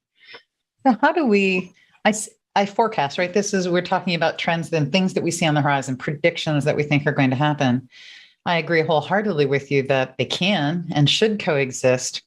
But in the back of my head, as I look at them as being somewhat separate camps, not intentionally divided from each other, but different imperatives kick them off. It almost reminds me of a marriage where there are two careers, and there's give and take that has to happen between those two different careers. Somebody's, the kids are sick, somebody's got to stay home. Somebody has to slow down a little bit so somebody else can speed up. It's not always both all speed ahead. Do you think that we're going to end up in a position where we have to maybe think about it in advance, negotiate in advance before the next cyber event happens, or before the business potentially gets upset because the feature's not coming out as quickly as they want? Yeah, I love that dichotomy because there's so much truth to it. It really is an ebb and flow, right? At times the business and digital transformation may take the forefront, the front seat, and then you have something like a Log4j or some other notorious high profile security incident occur, and cybersecurity needs to be at the forefront of that situation to get a handle on it. But this is also why it's important for security to be involved in these conversations, with the business early on, and then also for the organization, not just security, but the organization to be practicing business continuity, incident response, those kind of things, so that when something does happen, it's not a slam on the brakes, everything's got to stop. How do we deal with this? It could be like, well, we've practiced scenarios like this. We've got collaboration going. We know who needs to be involved, to what extent, and who's responsible for what. So that can go a long way if people would practice those kind of things in advance versus having the fire drill when the fire is underway. You know what I mean? Oh, gotcha. I mean, we're talking about open communications and transparency. We're talking about acceptance. We're talking about reprioritizing rapidly, reprioritizing based on risk. Those all seem commonsensical. And yet, when I think about the developers, I advocate a lot on behalf of the developers. Maybe I should say the engineers on the delivery team. We're asking them to take on a lot. We're talking about moving everything to the left. Everything's got to go to the left. I get it. I agree. There's probably some fine tuning that everything needs to go in every direction. But if I'm advocating for the delivery team, they're under a lot of stress and strain. And they're another area where I predict we're going to have to focus in the coming year to 18 months is going to be to address cognitive load, especially around helping the delivery organization to understand security. What are secure coding standards? How do we help that to be part of their daily life, as opposed to we're still creeping backwards right now, but many of our security our developers and our engineers are not security pros yet, right? They're not seasoned pen testers. They don't know all of those features and aspects. We're going to have to help them with training and with tools, right, early in the game, as the Chris's of the world, as the Katies of the world help us with, bringing you into the design and bringing it into the innovation as far left as possible.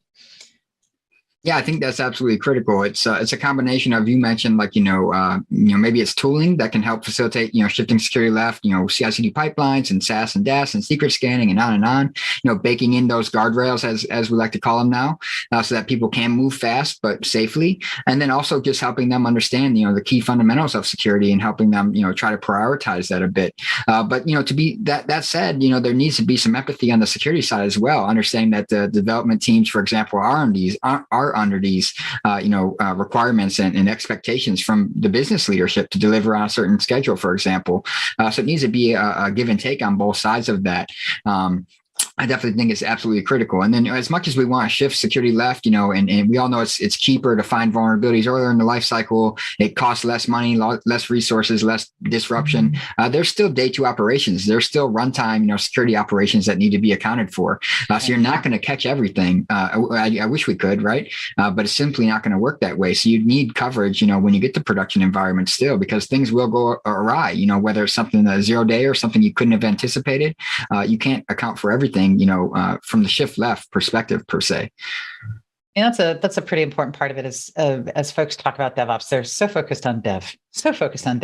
What about ops? And that's a huge part of it. As I mentioned before, new tools are going to need to come into play as we're looking at AI ops, ML ops, whatever you want to call it, leveraging AI. Not to look at your end user data, not as a way to provide end user benefit, but to benefit developers and to benefit operations.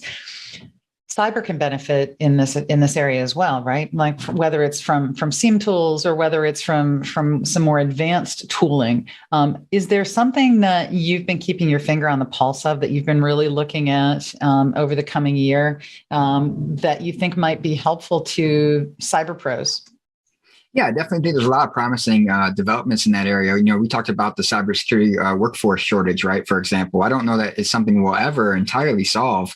That's why things such as automation, AI, machine learning, things like that are promising. If you look at some of the cloud native services that are coming into play around IDS, IPS, SIEM capabilities, as you mentioned, SIEM SOAR, those kind of things, it's helping address, those day-to-day operations, the production operational aspect of cybersecurity. That's where I think you can get a lot of benefit from those technologies, because everyone can't be everywhere at all times. We'll never be able to keep an eye on things to the extent that a computer can, to be honest with you, in many cases.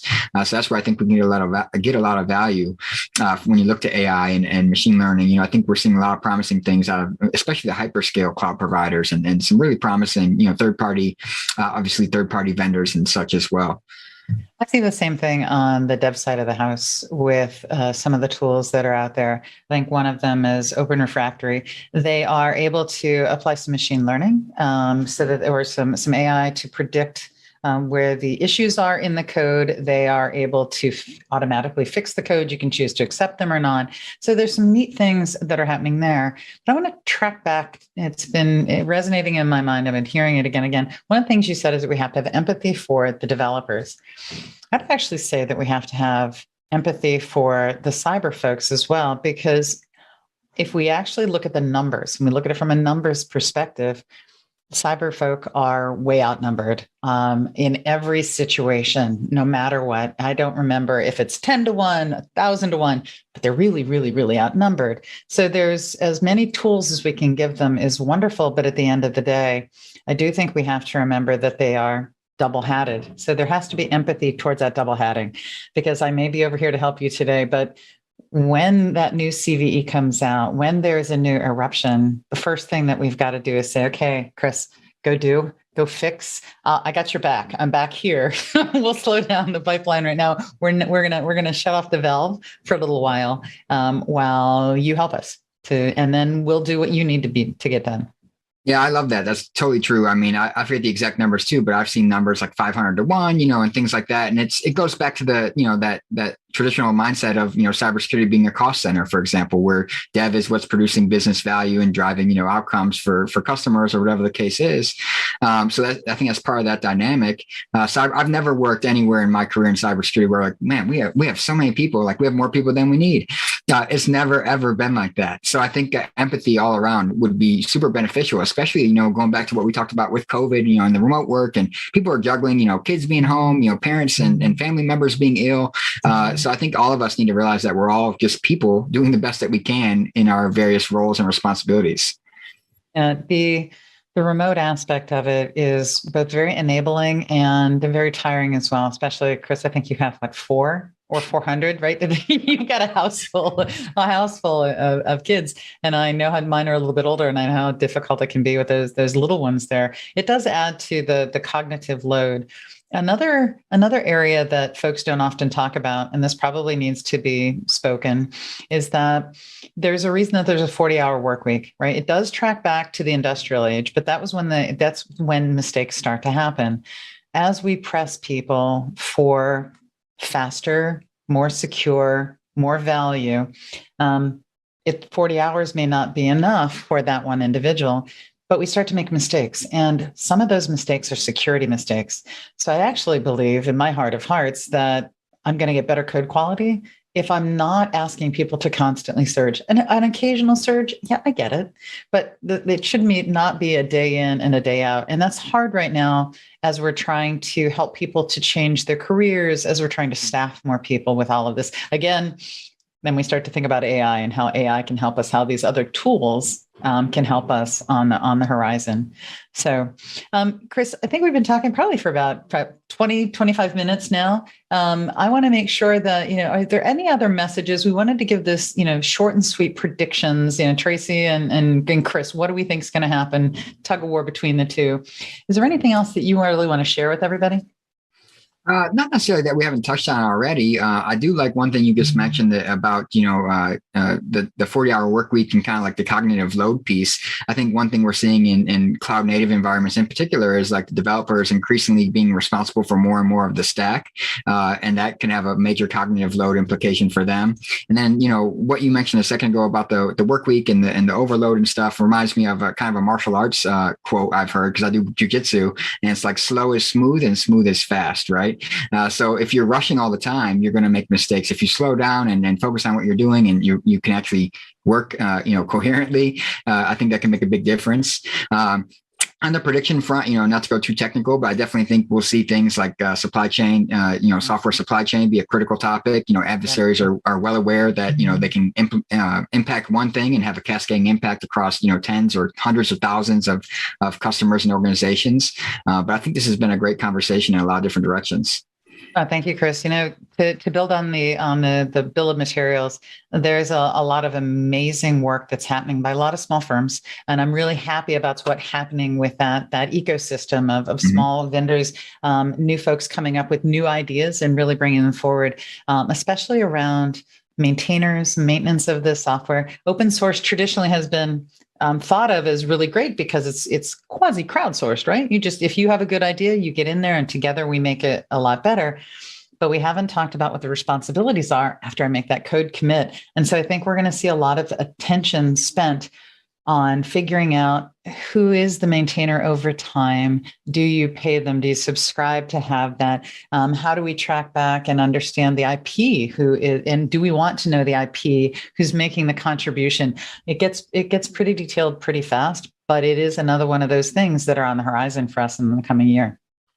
Yeah, definitely. No doubt about it. I was going to throw out there, I know you're familiar with organizations like TideLift and others who are pursuing that kind of that crowdsource model, helping maintainers receive funding if they're, you have a critical dependency on someone in some obscure location, right? You need to account for that and maybe fund them so that you get the level of maintenance and security that you're looking for. So I definitely think those are all critical things that we'll see, talked about more and more in 2022 and beyond, to be honest. So, Chris, thanks for agreeing to chat with me today. I really appreciate our time together. I always have such a blast when we just get together and talk. Hopefully, everybody who is listening to this recording has a lot of gains a lot from it as well. Please do feel free to reach out to Chris Hughes or myself. Our information and contact information, Tracy Bannon, Chris Hughes, will be posted along with this recording. Thank you.